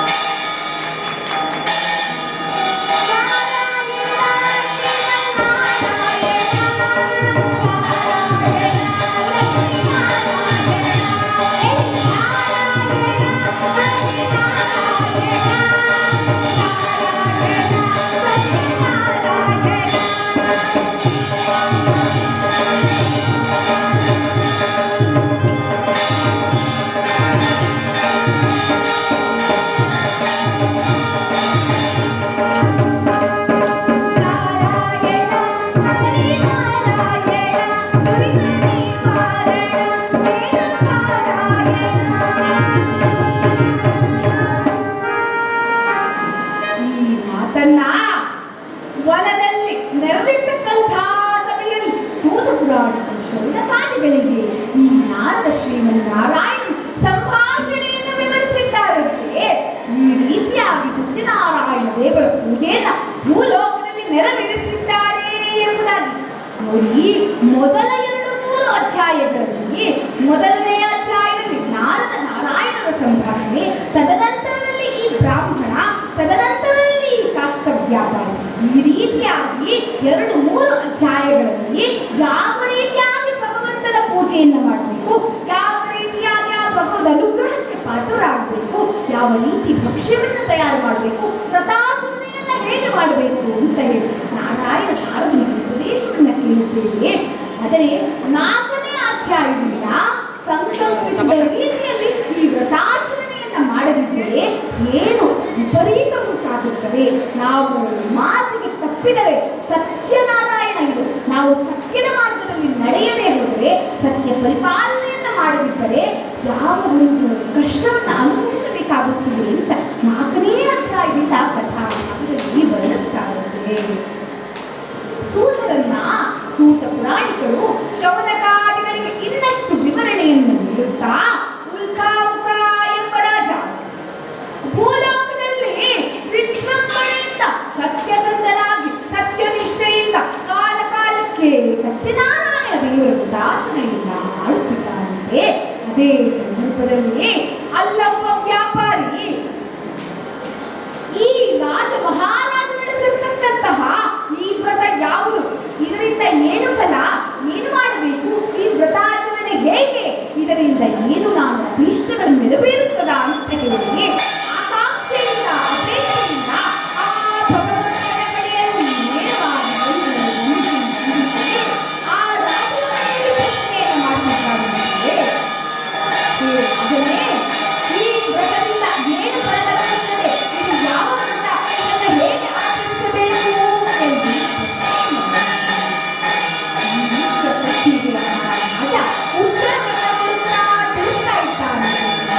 ಇದು ಸತ್ಯನಾರಾಯಣ ದೇವರ ವ್ರತ. ಕೇವಲ ಸಂಕಲ್ಪ ಮಾತ್ರದಿಂದ ನಿನ್ನ ಅಭೀಷ್ಟಗಳು ನೆರವೇರುತ್ತವೆ. ಯಾರಿಗೆ ಯಾವ ಲಾಭ ಬೇಕು, ವಿದ್ಯೆ ಬೇಡಿದವರಿಗೆ ವಿದ್ಯೆ, ಧನ ಧಾನ್ಯ ಸುಖ ಸಂಪತ್ತುಗಳು, ಮಕ್ಕಳಿಲ್ಲದವರಿಗೆ ಮಕ್ಕಳು, ಯಾವ ಲಾಭ ಬೇಕೋ ಅಂತಹ ಲಾಭ ಪ್ರಾಪ್ತಿಯಾಗುತ್ತದೆ ಅಂತ ಹೇಳಿದಾಗ ಈತನು ಮಕ್ಕಳಿಲ್ಲದ ಕಾರಣ ಮಗುವಿನ ಅಪೇಕ್ಷೆಯಿಂದ, ಒಂದು ಪುತ್ರ ಸಂತಾನದ ಅಪೇಕ್ಷೆಯಿಂದ ಸಂತಾನ ಭಾಗ್ಯಕ್ಕೋಸ್ಕರವಾಗಿ ಸಂಕಲ್ಪವನ್ನು ಮಾಡಿದ್ದಾನಂತೆ. ನೋಡಿ, ನಮ್ಮಲ್ಲಿ ಹರಕೆ ಹೊತ್ಕೊಳ್ತಾರಲ್ಲ, ನೋಡ್ ಸ್ವಾಮಿ ನೀನು ನನಗೆ ಇದು ಮಾಡಿದ್ರೆ ನಾನು ನಿಂಗೆ ಇದು ಮಾಡಿಬಿಡ್ತೀನಿ, ದೇವ್ರ ಹತ್ರನೇ ಚಕ್ಕರ್ ಹಾಕ್ತೀವಿ. ನಾವು ಸಾಮಾನ್ಯ ಜೀವನದಲ್ಲಿ ಹೇಳ್ತೀವಿ, ನೀನು ಹೀಗೆ ಮಾಡಿದ್ರೆ ನಾನು ಹೀಗೆ ಮಾಡ್ತೀನಿ ಅಂತ. ಇದು ಒಳ್ಳೆ ಬೈಯೋದರ ಹಾಗೆ ನೋಡ್ತೇವೆ, ನಿನ್ಗೆ ಇದು ಕೊಟ್ಟರೆ ಮಾತ್ರ ನಾನು ನಿನಗೆ ಗುಡಿ ಕೊಡ್ತೀನಿ. ದೇವರಿಗೆ ಏನ್ರಿ ಕಮ್ಮಿ ಆಗಿದೆ, ಭಗವಂತನಿಗೆ ನಾವು ಕೊಡಬೇಕು ಅಂತ ಅನ್ಕೊಳ್ತೀವಲ್ಲ, ಅದೇ ದೊಡ್ಡ ತಪ್ಪು ಅಂತ. ಭಗವಂತ ನಿನ್ನ ಅನುಗ್ರಹವಿಂದ ಬೇಡಬೇಕು. ಭಗವಂತನಿಗೆ ನಾವು ಕೊಡೋದ್ರಿಂದ ಆ ಭಗವಂತನಿಗೆ ಏನೂ ಲಾಭವಿಲ್ಲ. ಸಮುದ್ರಶಾಹಿತ ಲಕ್ಷ್ಮೀದೇವಿಯನ್ನು ಪಕ್ಕದಲ್ಲಿ ಇಟ್ಕೊಂಡಿದ್ದಾನೆ. ನಮಗೆ ಮನೆಯಲ್ಲಿ ಲಕ್ಷ್ಮಿಯ ದಾರಿದ್ರ್ಯ ಇರಬಹುದು, ಆದರೆ ಲಕ್ಷ್ಮಿಯನ್ನು ತೊಡೆಯ ಮೇಲೆ ಕೂರಿಸ್ಕೊಳ್ತಕ್ಕಂತಹ ಶ್ರೀಮನ್ನಾರಾಯಣ ಈತ. ಆದ್ದರಿಂದ ಆ ಲಕ್ಷ್ಮೀನಾರಾಯಣನಿಗೆ ಏನು ಕೊಡುತ್ತೆ ಅಂತ ನಮ್ಮ ಭಕ್ತಿ ಹೇಗಿರಬೇಕು ಅಂತ ಒಂದ್ಸಲ ಹೀಗೆ ಒಬ್ಬ ಭಿಕ್ಷುಕ ದೇವಸ್ಥಾನದ ಮುಂದೆ ದಿನಾ ಭಿಕ್ಷಾಟನೆಯನ್ನು ಮಾಡ್ತಿದ್ದ. ಅದರ ಜೊತೆಗೆ ಏನ್ ಮಾಡ್ತಿದ್ದ ಅಂದ್ರೆ, ಪ್ರತಿನಿತ್ಯ ಬೆಳಗ್ಗೆ ಅಲ್ಲಿನ ಅರ್ಚಕರು ದೇವಸ್ಥಾನದ ಒಳಗೆ ಹೋಗ್ಬೇಕಾದ್ರೆ ನಮಸ್ಕಾರ ಮಾಡ್ತಿದ್ದ, ದೇವಸ್ಥಾನದ ಹೊರಗೆ ಬರಬೇಕಾದ್ರೆ ನಮಸ್ಕಾರ ಮಾಡ್ತಿದ್ದ. ಆ ದೇವಸ್ಥಾನದ ಅರ್ಚಕ ನಿತ್ಯ ಇದನ್ನು ನೋಡ್ತಾ ಇದ್ದ. ಏನಪ್ಪಾ ಈತನಿಗೆ ನನ್ನ ಮೇಲೆ ಇಷ್ಟೊಂದು ಗೌರವವೇ, ಇಷ್ಟೊಂದು ಭಕ್ತಿಯಿಂದ ನನಗೆ ಗೌರವವನ್ನ ಕೊಡ್ತಾನೆ, ಮರ್ಯಾದೆಯನ್ನ ಕೊಡ್ತಾನೆ, ನಮಸ್ಕಾರವನ್ನ ಮಾಡ್ತಾನೆ, ಇವನ ಹತ್ರ ಕೇಳಬೇಕು ಅಂತ ಕೇಳಿದ್ರೆ, ಅಲ್ಲಪ್ಪ ನಾನು ಪ್ರತಿದಿನ ಹೋಗ್ಬೇಕಾದ್ರೂ ಒಂದ್ಸಲ, ಬರ್ಬೇಕಾದ್ರೂ ಒಂದ್ಸಲ ನಮಸ್ಕಾರ ಮಾಡ್ತೇನೆ, ನಿನಗೂ ನನ್ನ ಮೇಲೆ ಎಷ್ಟೊಂದು ಗೌರವ ಅಂತ. ಅದಕ್ಕೆ ಅಯ್ಯೋ ಇಲ್ಲ ಸ್ವಾಮಿ, ನೀವು ಒಳಗೆ ಹೋಗ್ತಾರಲ್ಲ ಆಗ ಭಗವಂತ ಅಲ್ಲಿಂದ ಆಚೆ ಬರ್ತಾನೆ, ಅವಾಗ ಒಂದ್ಸಲ ನಮಸ್ಕಾರ ಮಾಡ್ತೀನಿ. ನೀವು ಹೊರಗೆ ಬರ್ತೀರಲ್ಲ ಅವಾಗ ಭಗವಂತ ದೇವಸ್ಥಾನದ ಒಳಗೆ ಹೋಗ್ತಾನೆ, ಆವಾಗ ಒಂದ್ಸಲ ನಮಸ್ಕಾರ ಮಾಡ್ತೀನಿ ಎಂದು. ನೋಡಿ, ಇಂತಹ ಭಕ್ತಿಯನ್ನ ಹೊಂದಿರತಕ್ಕಂಥ ಕೆಲವು ಪೂಜಾರಿಗಳು ಇರಬಹುದು. ಆದರೆ ನಿಜವಾಗಲೂ ಭಕ್ತಿಯಿಂದ ಪೂಜೆಯನ್ನು ಮಾಡಬೇಕು, ಶ್ರದ್ಧೆಯಿಂದ ಪೂಜೆಯನ್ನು ಮಾಡಬೇಕು. ಅರ್ಚಿಸಿ ವಂದಿಸಿ ಪೂಜಿಸಿ ನಾವು ಆ ಭಗವಂತನನ್ನು ಒಲಿಸಿಕೊಳ್ಳಬೇಕು. ಶ್ರದ್ಧಾ ಭಕ್ತಿಯಿಂದ ಕೈಂಕರ್ಯಗಳನ್ನು ನೆರವೇರಿಸಬೇಕು.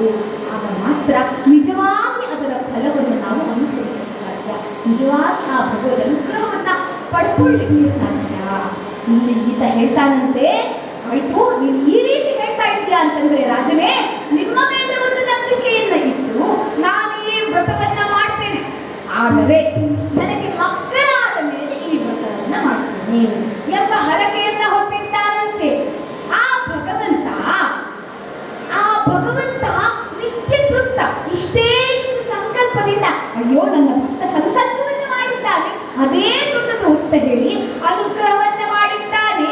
ಈತನ ಪತ್ನಿ ಲೀಲಾವತಿಯಲ್ಲ, ಈಕೆಗೆ ಒಂದು ಹೆಣ್ಣು ಮಗು ಪ್ರಾಪ್ತವಾಗಿದೆಯಂತೆ. ಕಲಾವತಿ ಎಂದು ನಾಮಕರಣ ಮಾಡಿದ್ದಾರೆ.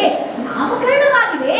ಹೆಂಡತಿ ಹೇಳ್ತಾಳಂತೆ, ಸ್ವಾಮಿ ಸತ್ಯನಾರಾಯಣ ದೇವರ ಒಂದು ಪೂಜಾ ಸಂಕಲ್ಪವನ್ನ ಮಾಡಿದ್ರಿ, ಈಗ ನನ್ನ ನೆರವೇರಿಸಬಹುದಲ್ಲ ನಾಮಕರಣ ಕಾಲಕ್ಕೆ ಅಂತ.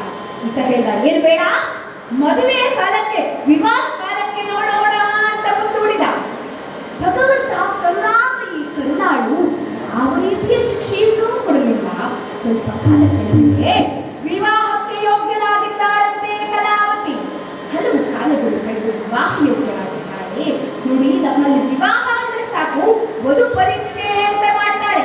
ಒಂದ್ಸಲ ಹಾಗೆ ನಮ್ಮೂರು ಉಡುಪಿ ಹತ್ರ ಕಾಪುರ ಉಳಿಯಾಗ ಅಂತ ಅಲ್ಲಿ ಯಾರೋ ನಮ್ಮೂರವರು ಪಾಪ ಬೆಂಗಳೂರಿಗೆ ಹುಡುಗಿ ನೋಡಕ್ಕೆ ಅಂತ ಬಂದರು. ಮೊದಲೇ ಬೆಂಗಳೂರು ಹುಡುಗಿ ಸನ್ನೆ ಹೀಗೆ ಎಲ್ಲ ಚೆನ್ನಾಗಿ ಎಲ್ಲ ರೆಡಿಯಾಗಿ ಸಾಲಂತ ಭೂಷಿತಳಾಗಿ ಎದುರುಗಡೆ ಬಂದಿರ್ತಾರೆ. ವಧು ಪರೀಕ್ಷೆಯನ್ನು ಮಾಡ್ತಾ ಇದ್ದಾರೆ. ಪಾಪ ಗಂಡಿನ ಕಡೆಯವರು, ಗಂಡಿನ ಮನೆಯವರು, ಅಪ್ಪ ಅಮ್ಮ ತಂದೆ ತಾಯಿ ಸ್ವಲ್ಪ ಸಂಪ್ರದಾಯಸ್ಥರು, ಮನೆಯಲ್ಲಿ ಪೂಜೆ ಪುನಸ್ಕಾರ ವಿಧಾನ ಎಲ್ಲ ಇಟ್ಕೊಂಡಿರೋರು ಈ ಹೆಣ್ಣು ಹೇಗಿದ್ದಾಳೆ, ಇವಳಿಗೆಲ್ಲ ಗೊತ್ತಾ ಸಂಸ್ಕಾರ ಆಚಾರ ವಿಚಾರ ತಿಳ್ಕೊಂಡಿದ್ದಾಳ ಕೇಳೋಣ ಅಂತ ಹೇಳಿ ಆ ಹುಡುಗಿಯನ್ನು ಪ್ರಶ್ನೆ ಮಾಡಿದ್ರು. ನಿನಗೆ ಲಕ್ಷ್ಮೀ ಶೋಭಾನೆ ಬರುತ್ತಾ? ಇವಳು ಬರುತ್ತೆ. ನಿನಗೆ ರಾಮಾಯಣ ಬರುತ್ತಾ? ಅಮ್ಮ ಬರುತ್ತೆ. ವಿಷ್ಣು ಸಹಸ್ರನಾಮ ಬರುತ್ತಾ? ಬರುತ್ತೆ. ಮತ್ತೆ ಭಾಗವತ ಬರುತ್ತಾ? ಬರುತ್ತೆ. ಹೀಗೆ ಇಷ್ಟು ಪುರಾಣ ಪುಣ್ಯಕಥೆಗಳನ್ನೆಲ್ಲ ಕೇಳ್ತಾ ಇದ್ರು. ಇವಳಿಗೂ ಕೇಳಿ ಕೇಳಿ ಕೇಳಿ ಕೇಳಿ ಸುಸ್ತಾಗಿತ್ತು. ಅವ್ರ ಕೊನೆಗೆ ಮಹಾಭಾರತ ಬರುತ್ತೇನಮ್ಮ ಅಂದ್ರು. ಇವಳನ್ನಂತೆ, ನೋಡಿ ಸ್ವಾಮಿ, ನನಗೆ ರಾಮಾಯಣ ಭಾರತ ಎಲ್ಲ ಪುರಾಣ ಪುಣ್ಯಕಥೆಗಳು ಬರುತ್ತೆ, ಆದರೆ ಈ ಮಹಾಭಾರತ ಇದೆಯಲ್ಲ ಅದು ಕುರುಕ್ಷೇತ್ರ ಯುದ್ಧ, ಬಾಯಲ್ಲಿ ಹೇಳೋಕ್ಕಾಗಲ್ಲ. ಮದುವೆಯಾಗಿ ಸೊಸೆಯಾಗಿ ನಿಮ್ಮ ಮನೆಗೆ ಬರ್ತೀರಲ್ಲ ಅವಾಗ ಮಾಡೇ ತೋರಿಸ್ತೀನಿ ಅಂತ ನೋಡಿ ಇಂತಹ ಸ್ಥಿತಿಗೆ ತಲುಪ್ತಾ ಇದ್ದೇವೆ. ಈ ಕಲಾವಿದರಿಗೋಸ್ಕರವಾಗಿ ಉತ್ತಮನಾಗಿರ್ತಕ್ಕಂತಹ ವರನನ್ನು ಹುಡುಕ್ತಾ ಇದ್ದಾರೆ. ತನ್ನ ದೂತರನ್ನ ಕಳಿಸಿದ್ದಾನಂತೆ ವ್ಯಾಪಾರಿ. ಒಳ್ಳೆಯ ವ್ಯಾಪಾರಸ್ಥನ ಮಗನನ್ನ ಕರೆದುಕೊಂಡು ವಿವಾಹ ಮಾಡಿದ್ದಾರೆ. ಕಲಾವತಿಯ ವಿವಾಹವಾದರೂ ಸಹ ಸತ್ಯನಾರಾಯಣ ದೇವರ ಪೂಜೆ ನೆರವೇರಲಿಲ್ಲ. ಈ ಅಳಿಯ ಮತ್ತು ತನ್ನ ಮಾವ ಇಬ್ಬರೂ ಸಹ ವ್ಯಾಪಾರಕ್ಕೋಸ್ಕರವಾಗಿ ತೆರಳಿದ್ದಾರಂತೆ. ರತ್ನಪುರಿ ಎಂಬ ನಗರಕ್ಕೆ ವ್ಯಾಪಾರಕ್ಕೆ ತೆರಳಿದ್ದಾರೆ. ನಗರದಲ್ಲಿ ವ್ಯಾಪಾರವನ್ನು ಮಾಡ್ತಾ ವ್ಯವಹಾರವನ್ನು ನಡೆಸ್ತಾ ಇದ್ದಾರೆ. ಅದೊಂದು ದಿನ ಅದೇ ರಾಜನ ಅರಮನೆಯಲ್ಲಿ ಕಳ್ಳತನವಾಗಿದೆಯಂತೆ. ಆ ಚೋರರು ಓಡಿ ಓಡಿ ಓಡಿ ಬರ್ತಾ ಇದ್ದಾರೆ. ತಪ್ಪಿಸಿಕೊಳ್ಳುವ ಭರದಲ್ಲಿ ಇಲ್ಲಿ ಭಟರು ಬರ್ತಿರ್ತಕ್ಕಂಥದ್ದನ್ನು ನೋಡಿ ಕದ್ದಿರ್ತಕ್ಕಂತಹ ವಸ್ತುಗಳನ್ನ ಒಂದೆಡೆ ಬಚ್ಚಿಟ್ಟು ಅಲ್ಲಿಂದ ಓಡಿದ್ದಾರಂತೆ. ಆದರೆ ವಿಧಿವಶಾತ್ ಅವರು ಬಚ್ಚಿಟ್ಟಿದ್ದಂತಹ ಜಾಗದಲ್ಲಿ ಈ ಮಾವ ಅಳಿಯ ಆ ಕತ್ತಿದ್ದ ಮಾಲ್ ಸಮೇತ, ಅಂದರೆ ಕತ್ತಿದ್ದ ವಸ್ತುಗಳ ಸಮೇತ ಸಿಕ್ಕಿಬಿಟ್ಟಿದ್ರು. ಯಾವಾಗ ಕದ್ದ ವಸ್ತುಗಳ ಸಮೇತವಾಗಿ ರೆಡ್ ಹ್ಯಾಂಡ್ ಅಂತೀವಲ್ಲ ಆ ರೀತಿಯಾಗಿ ಸಿಕ್ಕಿಬಿಟ್ರು. ರಾಜ ಮರು ವಿಚಾರಣೆಯನ್ನೇ ಮಾಡದೆ ಅವರಿಬ್ಬರನ್ನ ಕಳೆದುಕೊಂಡು ಹೋಗಿ ಕಾರಾಗೃಹದಲ್ಲಿರಿಸಿದ್ದಾರಂತೆ. ನೋಡಿ, ತಾಯಿ ಯಾವತ್ತೂ ಮಗುವಿಗೆ ಶಿಕ್ಷೆ ಕೊಡೋದಿಲ್ಲ. ಅಯ್ಯೋ ನನ್ನ ಮಗು ತಪ್ಪು ಮಾಡಿಬಿಡ್ತು ಅಂತ ಶಿಕ್ಷೆ ಕೊಡುವುದಕ್ಕಿಂತ ಹೆಚ್ಚಾಗಿ ಆ ಮಗುವಿಗೆ ಪಾಠವನ್ನ ಕಲಿಸ್ತಾಳೆ, ಬುದ್ಧಿಯನ್ನ ತಿದ್ದುತ್ತಾಳೆ, ಪಾಠವನ್ನ ತಿದ್ದಿ ಹೇಳ್ತಾಳೆ, ಬುದ್ಧಿ ಕಲಿಸೋಳು ಅಂತ. ಆದರೆ ಶಿಕ್ಷೆ ಕೊಡೋದಲ್ಲ. ಅದೇ ರೀತಿ ಭಗವಂತ ತನ್ನ ಭಕ್ತರನ್ನ ಮಗುವಿನ ರೀತಿಯಲ್ಲಿ ನೋಡ್ಕೊಳ್ತಾನೆ, ಶಿಕ್ಷೆ ಕೊಡೋದಿಲ್ಲ. ಆದರೆ ತನ್ನ ಭಕ್ತನಿಗೆ ಮಂಕನ್ನ ಕಸಿದುಕೊಂಡಿದೆ, ಈತನ ಮನಸ್ಸಿನಲ್ಲಿ ಮಂಕು ತುಂಬ ಹೋಗ್ಬಿಟ್ಟಿದೆ, ಮಾಯಿ ತುಂಬ ಹೋಗಿದೆ. ಅಂತಹ ಮಾಯಿಯಲ್ಲಿ ತುಂಬಿರ್ತಕ್ಕಂತಹ ಈ ವ್ಯಕ್ತಿಗೆ, ಮರಳಾಗಿರ್ತಕ್ಕಂತಹ ಈ ವ್ಯಕ್ತಿಗೆ ಬುದ್ಧಿಯನ್ನ ಪಾಠವನ್ನ ಕಲಿಸಲಿಕ್ಕೋಸ್ಕರವಾಗಿ ಕಾರಾಗೃಹದಲ್ಲಿ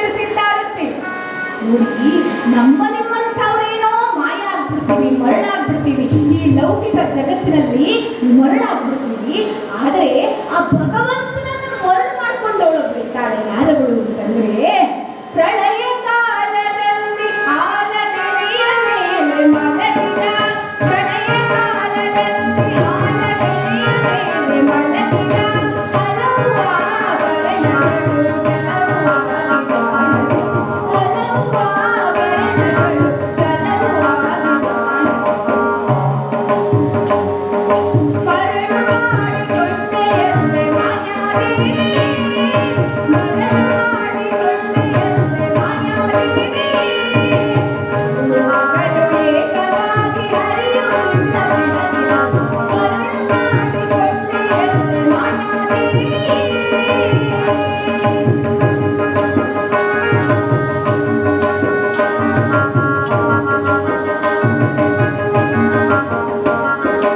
ಎಡಕ್ಕೆ ಭೂಮಿ ಬಲಕ್ಕೆ ಶ್ರೀಯು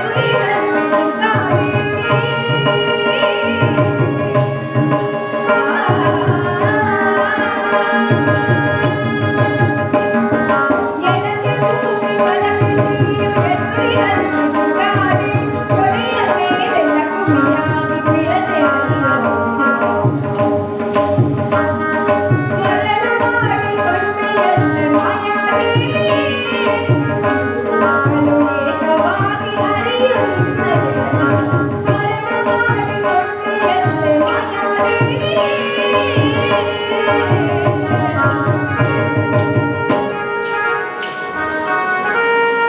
ನೋಡಿ, ಎಡಕ್ಕೆ ಭೂಮಿ ಬಲಕ್ಕೆ ಶ್ರೀಯು ಎದುರಿನಲ್ಲಿ ದುರ್ಗಾದೇವಿ ಅಂತ ಸದಾ ಕಾಲ ಆ ಭಗವಂತನ ಜೊತೆಗೆ ನೆಲೆಸ್ತಾಳೆ, ಹೃತ್ಕಮದಲ್ಲಿ ನಿವಾಸಿಸ್ತಾಳೆ. ಅದಕ್ಕೆ ದಾಸರನ್ನೋದು ಏನು ಧನ್ಯಳೋ ಲಕುಮಿ, ಎಂಥ ಮಾನ್ಯಳೋ ಆ ಲಕುಮಿ ಅಂತ ಸದಾ ಕಾಲ ಭಗವಂತನ ಜೊತೆಗೆ ನೆಲೆಸ್ತಕ್ಕಂಥವಳು. ಅಂತಹ ಲಕ್ಷ್ಮಿ ಶ್ರೀಮನ್ನಾರಾಯಣನನ್ನೇ ಮರಳು ಮಾಡಿಕೊಂಡು ಅಂತ ಹೇಳ್ತಾರೆ. ಆದರೆ ನಮಗೂ ಸಹ ಜೀವನದಲ್ಲಿ ಮಾಯೆ ಕವಿದಿರುತ್ತೆ, ಅಹಂಕಾರವೆಂಬ ಮಾಯೆ ಕವಿದಿರುತ್ತೆ, ಸ್ವಾರ್ಥವೆಂಬ ಮಾಯೆ ಕವಿದಿರುತ್ತೆ. ನಾನೇ ಎಲ್ಲ ಎಂಬತಕ್ಕಂತಹ ಮಾಯೆಯಲ್ಲಿ ಮುಳುಗಿ ಹೋಗಿರ್ತೀವಿ. ಆಗ ಭಗವಂತ ಈ ರೀತಿಯ ಪೆಟ್ಟನ್ನು ಕೊಟ್ಟು ನಮಗೆ ಪಾಠವನ್ನು ಕಲಿಸ್ತಾನೆ. ಹಾಗಿರುವಾಗ ಇದು ಶ್ರೀ ಸ್ಕಾಂದ ಪುರಾಣೇ ರೇವಾಕಾಂಡೆ ಚತುರ್ಥೋಧ್ಯಾಯ, 5ನೇ ಅಧ್ಯಾಯದಲ್ಲಿ ಅಲ್ಲಿ ರತ್ನಪುರಿ ನಗರದಲ್ಲಿ ಇವರು ಕಾರಾಗೃಹದಲ್ಲಿದ್ದರೆ, ಈ ಲೀಲಾವತಿ ಕಲಾವತಿ ಮನೆಯಲ್ಲಿದ್ದರೆ ಇಲ್ಲಿ ಕಳ್ಳತನವಾಗಿ ದಾರಿದ್ರ್ಯ ಲಭಿಸಿದೆಯಂತೆ ಭಿಕ್ಷಾಟನೆಯನ್ನು ಮಾಡುವ ಪರಿಸ್ಥಿತಿಗೆ ಬಂದಿದ್ದಾರೆ. ದೊಡ್ಡ ವ್ಯಾಪಾರವನ್ನು ಮಾಡ್ತಕ್ಕಂಥ ಒಣಗಿ ಈತ ವ್ಯಾಪಾರಿ ಈತ. ಆದರೆ ಎಲ್ಲವನ್ನ ಕಳೆದುಕೊಂಡು ಅಲ್ಲಿ ಮಾವಾಡಿಯ ಕಾರಾಗೃಹದಲ್ಲಿದ್ದರೆ ಇಲ್ಲಿ ನರಳುತ್ತಾ ಇದ್ದಾರಂತೆ ಆ ಪತ್ನಿ ಹಾಗೂ ಮಗಳು.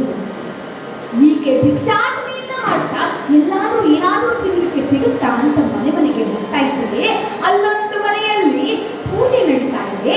ಸಂಧ್ಯಾಕಾಲದಲ್ಲಿ ನಡೆಯತಕ್ಕಂಥ ಯಾವ ಪೂಜೆ ಇದು ಅಂತ ಈಕೆ ಮೈ ಮರೆತು ಆ ಪೂಜೆಯಲ್ಲಿ ಮಗ್ನಳಾಗಿ ಭಕ್ತಿಯಿಂದ ಆ ಭಗವಂತನನ್ನ ಮಾಡ್ತಾ ಇದ್ದಾಳೆ. ತದನಂತರದಲ್ಲಿ ಪ್ರಸಾದವನ್ನು ಕೊಟ್ಟು ಸ್ವೀಕಾರ ಮಾಡಿದ್ರು.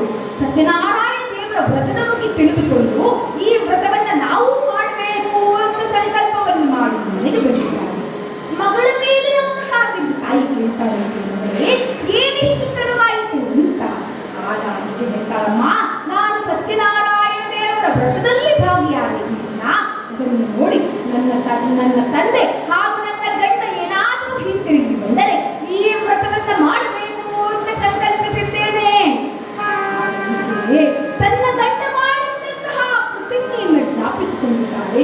ಖಂಡಿತ ಇದು ಸತ್ಯನಾರಾಯಣ ದೇವರ ಒಂದು ವ್ರತದ ಸಂಕಲ್ಪವನ್ನು ಮಾಡಿ ಸತ್ಯ ನಿಷ್ಠೆಯನ್ನು ಮುರಿದಿದ್ದರಿಂದ ಆಗಿರ್ತಕ್ಕಂಥ ಪ್ರಭಾವ ಎಂಬುದನ್ನು ಅರಿತುಕೊಂಡು ತಕ್ಷಣದಲ್ಲಿ ನಾವು ಈ ಕ್ಷಣವೇ ಸತ್ಯನಾರಾಯಣ ದೇವರ ವ್ರತವನ್ನು ಮಾಡೋಣ ಅಂತ ಹೇಳಿ ಯಥಾಶಕ್ತಿಯಾಗಿ ಪೂಜೆಗೆ ಸನ್ನದ್ಧಗೊಳಿಸಿಕೊಂಡಿದ್ದಾರೆ. ಪೂಜೆಯಿಂದ ನೆರವೇರಿಸಿದ್ದಾಳೆ. ಶ್ರದ್ಧಾ ಭಕ್ತಿಗಳಿಂದ ಬಂದು ಮಿತ್ರರನ್ನು ಕಳಿಸಿ ಪೂಜಾ ಕೈಂಕರ್ಯ ನೆರವೇರಿದೆಯಂತೆ. ಪೂಜಾ ಕೈಂಕರ್ಯ ನೆರವೇರುತ್ತಲೇ ಅಲ್ಲಿ ರಾಜನಿಗೆ ಸ್ವಪ್ನವಾಗಿರಬೇಕು. ಭಗವಂತನೇ ಸ್ವಪ್ನದಲ್ಲಿ ಬಂದು, ನೀನು ಯಾರನ್ನ ಬಂಧನದಲ್ಲಿಟ್ಟಿರುವೆಯೋ ಆ ಮಾವ ಹಾಗೂ ಅಳಿಯ ತಪ್ಪಿತಸ್ಥರಲ್ಲ, ಅವರನ್ನು ಬಿಡುಗಡೆ ಮಾಡಬೇಕು. ಒಂದು ವೇಳೆ ಬಿಡುಗಡೆಯನ್ನು ಮಾಡದಿದ್ದರೆ ನಿನ್ನ ಸಕಲ ಸಂಪತ್ ಸಾಮ್ರಾಜ್ಯ ನಾಶವಾಗುತ್ತದೆ ಎಂದು ಆಜ್ಞೆಯನ್ನು ಭಗವದಾಜ್ಞೆಯನ್ನು ಕೇಳಿ ಸ್ವಪ್ನದಿಂದಿದ್ದಂತಹ ರಾಜ ಅವರ ಅವರನ್ನ ಕರೆಸಿ ಅವರಿಗೆ ಉಪಚಾರವನ್ನು ಮಾಡಿ ಶುಭ್ರಾಭರಣಗಳನ್ನು ಇಟ್ಟು ಅವರ ಬಳಿಯಿಂದ ಯಾವ ಹಣ ವಸ್ತುಗಳನ್ನ ಸಂಗ್ರಹಿಸಿದ್ನೋ ಯಾವುದನ್ನು ಮುಟ್ಟುಗೋಲು ಮಾಡಿಕೊಂಡಿದ್ದೋ ಅದಷ್ಟನ್ನು ಸೇರಿಸಿ ಅದಕ್ಕೆ 2 ಪಟ್ಟು ದುಪ್ಪಟ್ಟು ಹಿಂತಿರುಗಿಸಿ ಅದರ ಆತಿಥ್ಯಗಳನ್ನ ಮಾಡಿ ಮತ್ತೆ ಅವರ ಊರಿಗೆ ಕಳುಹಿಸಿಕೊಟ್ಟಾರೆ ಅವರನ್ನು ಬಿಡುಗಡೆ ಮಾಡಿ ಕಳುಹಿಸಿಕೊಟ್ಟಿದ್ದಾರೆ ಎಂಬಲ್ಲಿಗೆ ಸ್ಕಾಂದ ಪುರಾಣೇ ರೇವಾಕಾಂಡೇ ಪಂಚಮೋಧ್ಯಾಯ. ಶ್ರದ್ಧಾ ಭಕ್ತಿಯಿಂದ ಇವರಿಬ್ಬರು ಪೂಜೆಯನ್ನು ಮಾಡಿದ್ದಾರೆ. ಪರಮಾತ್ಮ ಆಸನ ಮಾಡಿಕೋ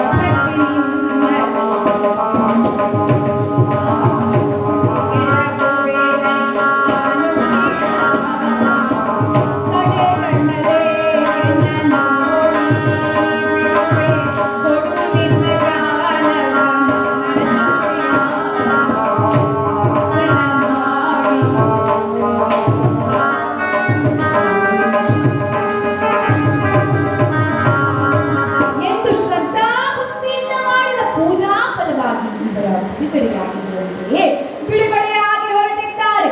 ಆದರೆ ಭಗವಂತ ಇವರನ್ನ ಪರೀಕ್ಷಿಸಲು ಸಲುವಾಗಿ ಒಬ್ಬ ಬಡ ಬ್ರಾಹ್ಮಣರ ವೇಷದಲ್ಲಿ ಭಿಕ್ಷಾಟನೆಯನ್ನ ಮಾಡುತ್ತಾ, ಸ್ವಾಮಿ ನಿಮ್ಮ ಹಡಗಿನಲ್ಲೇನಿದೆ, ಏನಾದರೂ ನನಗೆ ಉಪಯೋಗವಾಗುತ್ತಾ ಅಂತ ಕೇಳಿದರೆ ಇವರು ಅಹಂಕಾರದಿಂದ ಇವರಿಗೆ ಲಭಿಸಿದ್ದಂತಹ ಫಲ ಅವರ ಹೆಂಡತಿ ಮತ್ತು ಮಕ್ಕಳು ಮಾಡಿದ್ದು. ಆದರೆ ಇವರ ಅಹಂಕಾರ ಕರಗಿರಲಿಲ್ಲ. ಅವರು ಕ್ರುದ್ಧನಾಗಿ ಇವನು ಏನೋ ನಮ್ಮ ಹಣವನ್ನು ಕದ್ದುಕೊಂಡು ಹೋಗ್ತಾನೆ ಅಂತ ಹೇಳಿ, ಏನೂ ಇಲ್ಲ, ಕೇವಲ ಎಲೆ ಬಳ್ಳಿಗಳು ಅದರಲ್ಲಿ ತುಂಬ ಹೋಗಿದೆ ಅಂತ ಹೇಳಿದ್ರು. ಆ ವಿಪ್ರ ಆ ಭಗವಂತ ಹಾಗೆ ಆಗಲಿ ಅಂತ ಅಂದರೆ ಮುತ್ತಿದ್ದಂತಹ ರತ್ನ ವಜ್ರ ಬಿಡುಗಡೆಗಳೆಲ್ಲವೂ ಕಲ್ಲು ಮುಳ್ಳು ಬಳ್ಳಿಗಳಾಗಿ ಪರಿವರ್ತನೆಯಾಗಿದೆಯಂತೆ. ತಮ್ಮ ತಪ್ಪಿಗೆ ಕ್ಷಮೆಯನ್ನು ಯಾಚಿಸುತ್ತಾ ಮತ್ತೆ ಆ ವಿಪ್ರದ ಪಾದಕ್ಕೆ ಕೆಳಗಿದರೆ ಆ ವಿಪ್ರ ಅನುಗ್ರಹವನ್ನು ಮಾಡಿ ಕಳುಹಿಸಿದ್ದಾನೆ. ಇವರಿಗೆ ಆಗ ಒಂದು ರೀತಿಯ ಒಂದು ಮನದಲ್ಲಿ ಉಳಿದ ಒಂದು ಸತ್ಯನಾರಾಯಣ ದೇವರ ಲೀಲೆಯಿಂದ ನೆರವೇರ್ತಾ ಇದೆ ಅಂತ ಮತ್ತೆ ಹಿಂದಿರುಗಿ ಬಂದಿದ್ದಾರಂತೆ. ಇವರು ಬರ್ತಿರ್ತಕ್ಕಂತಹ ವಿಚಾರವನ್ನು ತಿಳಿಸಲು ದೂತರನ್ನು ಕಳುಹಿಸಿಕೊಟ್ಟಿದ್ದಾರೆ. ಮನೆಯಲ್ಲಿ ವ್ರತ ನೆರವೇರ್ತಾ ಇದೆ. ಬರ್ತಿರ್ತಕ್ಕಂತಹ ವಿಚಾರವನ್ನ ಕೇಳಿ ಈತನ ಪತ್ನಿ ಲೀಲಾವತಿ, ನೀನು ಪೂಜೆಯನ್ನು ಮುಗಿಸಿ ಬಾ, ನಾನು ಹೋಗಿ ನನ್ನ ಗಂಡನನ್ನ ಸ್ವಾಗತಿಸ್ತೇನೆ ಅಂತ ಓಡೋಡಿ ಬಂದಿದ್ದಾರೆ.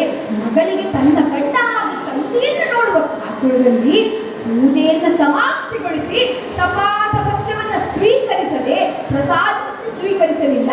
ಅಲ್ಲಿಯೇ ಬಿಟ್ಟು ಓಡೋಡಿ ಬಂದರೆ ಈ ಕಲಾವತಿಯ ತಂದೆ ಹಡಗಿನಿಂದ ಇಳಿದ. ಆದರೆ ಕಲಾವತಿಯ ಗಂಡ ಅದೃಶ್ಯನಾಗಿದ್ದಾನೆ. ಆ ಹಡಗು ಮುಳುಗುವಂತೆ ಭಾಸವಾಗ್ತಿದೆಯಂತೆ.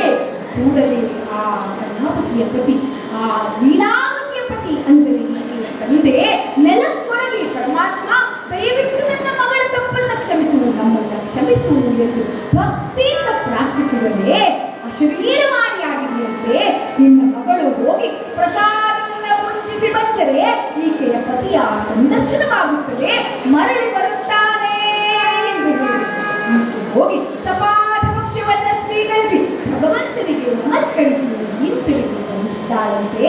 ಈಕೆಯ ಪತಿ ಏನೂ ಆಗದ ರೀತಿಯಲ್ಲಿ ಮತ್ತೆ ಹಿಂತಿರುಗಿಕೊಂಡಿದ್ದಾನೆ ಎಂಬಲ್ಲಿಗೆ ಸ್ಕಾಂದ ಪುರಾಣೇ ರೇವಾಕಾಂಡೇ ಷಷ್ಠೋಧ್ಯಾಯ.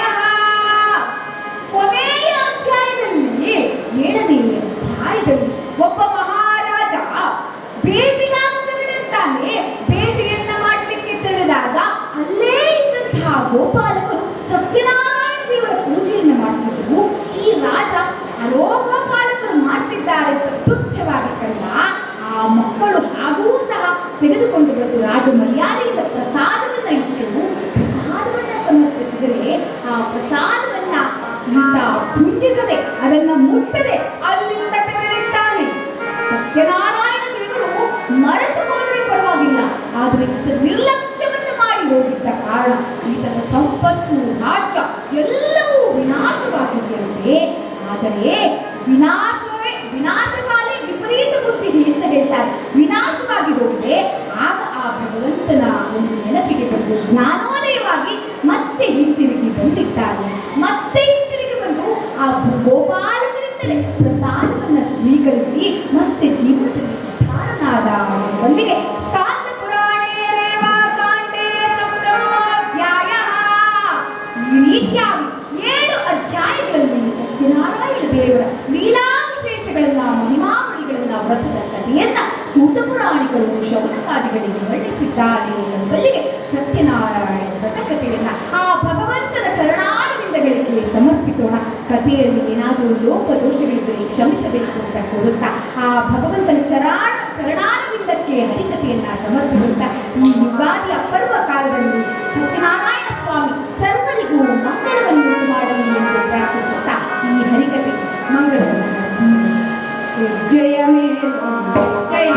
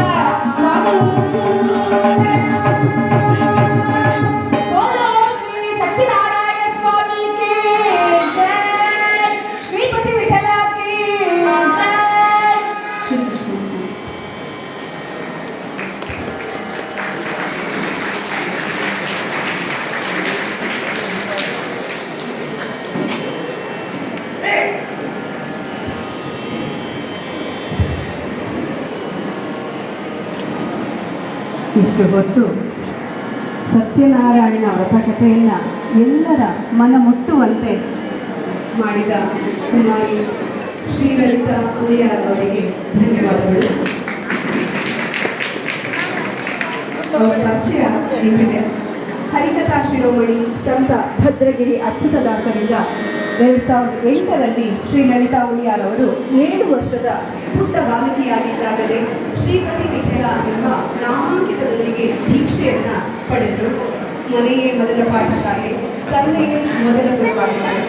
ಬಹುಮುಖ ಪ್ರತಿಭೆಯುಳ್ಳ ಶ್ರೀಲಲಿತಾ ಉಳಿಯಾರ್ ಅವರು ಭಾಷಣ, ಚರ್ಚಾ ಸ್ಪರ್ಧೆ, ನಾಟಕ, ಆಶುಭಾಷಣ, ನಿರೂಪಣೆ ಇವೆಲ್ಲದರಲ್ಲೂ ವಾಕ್ಚಾತುರ್ಯ ತೋರಿಸಿರುವ ಇವರು ಮೈಸೂರು ವಿಶ್ವವಿದ್ಯಾಲಯದಿಂದ NSS ಉತ್ತಮ ಸ್ವಯಂ ಸೇವಕಿ ಪ್ರಶಸ್ತಿ, ಕಲಾ ಪ್ರವೀಣೆ, ಯುವಶ್ರೀ, ರಂಗಶ್ರೀ, ಆದರ್ಶ ಬಾಲ ಪ್ರತಿಭಾ ರತ್ನ, ಬಾಲಶ್ರೀ ಪ್ರಶಸ್ತಿ, ಆಳಸಿಂಗ ಪೆರುಮಾಳ್ ಪ್ರಶಸ್ತಿ, ಆಳ್ವಾಸ್ ನುಡಿಸಿರಿ, ಶ್ರೀಗಂಧ ಪ್ರಶಸ್ತಿ ಹೀಗೆ 10 ಹಲವಾರು ಪ್ರಶಸ್ತಿಗಳನ್ನು ತಮ್ಮದಾಗಿಸಿಕೊಂಡಿದ್ದಾರೆ. ಪ್ರಸ್ತುತ MBA ಪದವಿ ಮುಗಿಸಿ L&T ಗ್ರೂಪ್ನ ಕಂಪನಿಯೊಂದರಲ್ಲಿ ಕಾರ್ಯನಿರ್ವಹಿಸುತ್ತಾ ಇದ್ದಾರೆ. ಇವರಿಗೆ ಸತ್ಯನಾರಾಯಣ ಹಾಗೂ ಶ್ರೀಕೃಷ್ಣ ಪರಮಾತ್ಮ ಒಳ್ಳೆಯದನ್ನು ಉಂಟು ಮಾಡಲಿ ಅಂತ ಹೇಳಿ ಕೇಳಿಕೊಳ್ತೇನೆ. ಧನ್ಯವಾದಗಳು. ಇವರೊಂದಿಗೆ ತಬಲದಲ್ಲಿ ಸಾಥ್ ನೀಡಿದವರು ವಿದ್ವಾನ್ ಮಹದೇವ್ ಆಚಾರ್ ಅವರು, ಅವರಿಗೂ ಧನ್ಯವಾದಗಳು. ಕೀಬೋರ್ಡ್ನಲ್ಲಿ ಇವರ ಸಹೋದರನಾದ ಶ್ರೀಹರಿ ಆಚಾರ್ಯ ಅವರಿದ್ದರು, ಅವರಿಗೂ ಕೂಡ ಧನ್ಯವಾದಗಳು. ಎಲ್ಲರ ಭಕ್ತಾದಿಗಳ ಗಮನಕ್ಕೆ ಪೂಜೆ ಆದ ಮೇಲೆ ಮಹಾಮಂಗಳಾರತಿ ಆದಮೇಲೆ ಎಲ್ಲರಿಗೂ ಸ್ಟೇಜ್ ಹತ್ರ ಹೋಗಿ ಮಂತ್ರಪುಷ್ಪ ಹಾಕಲಿಕ್ಕೆ ಅವಕಾಶ ಇದೆ. ಅದಾದ ಮೇಲೆ ಶ್ರೀ ರಾಘವೇಂದ್ರ ಸನ್ನಿಧಾನದ ಹಿಂಭಾಗದಲ್ಲಿ ಪ್ರಸಾದ ವಿನಿಯೋಗ ಇರುತ್ತೆ. ತಮ್ಮ ತಮ್ಮ ಚೀಟಿಯನ್ನು ತೋರಿಸಿ ಪ್ರಸಾದವನ್ನು ಪಡೆದುಕೊಳ್ಬೋದು ಅಂತ ಕೇಳ್ಕೊಳ್ತಾ ಇದ್ದೇವೆ. ಧನ್ಯವಾದಗಳು.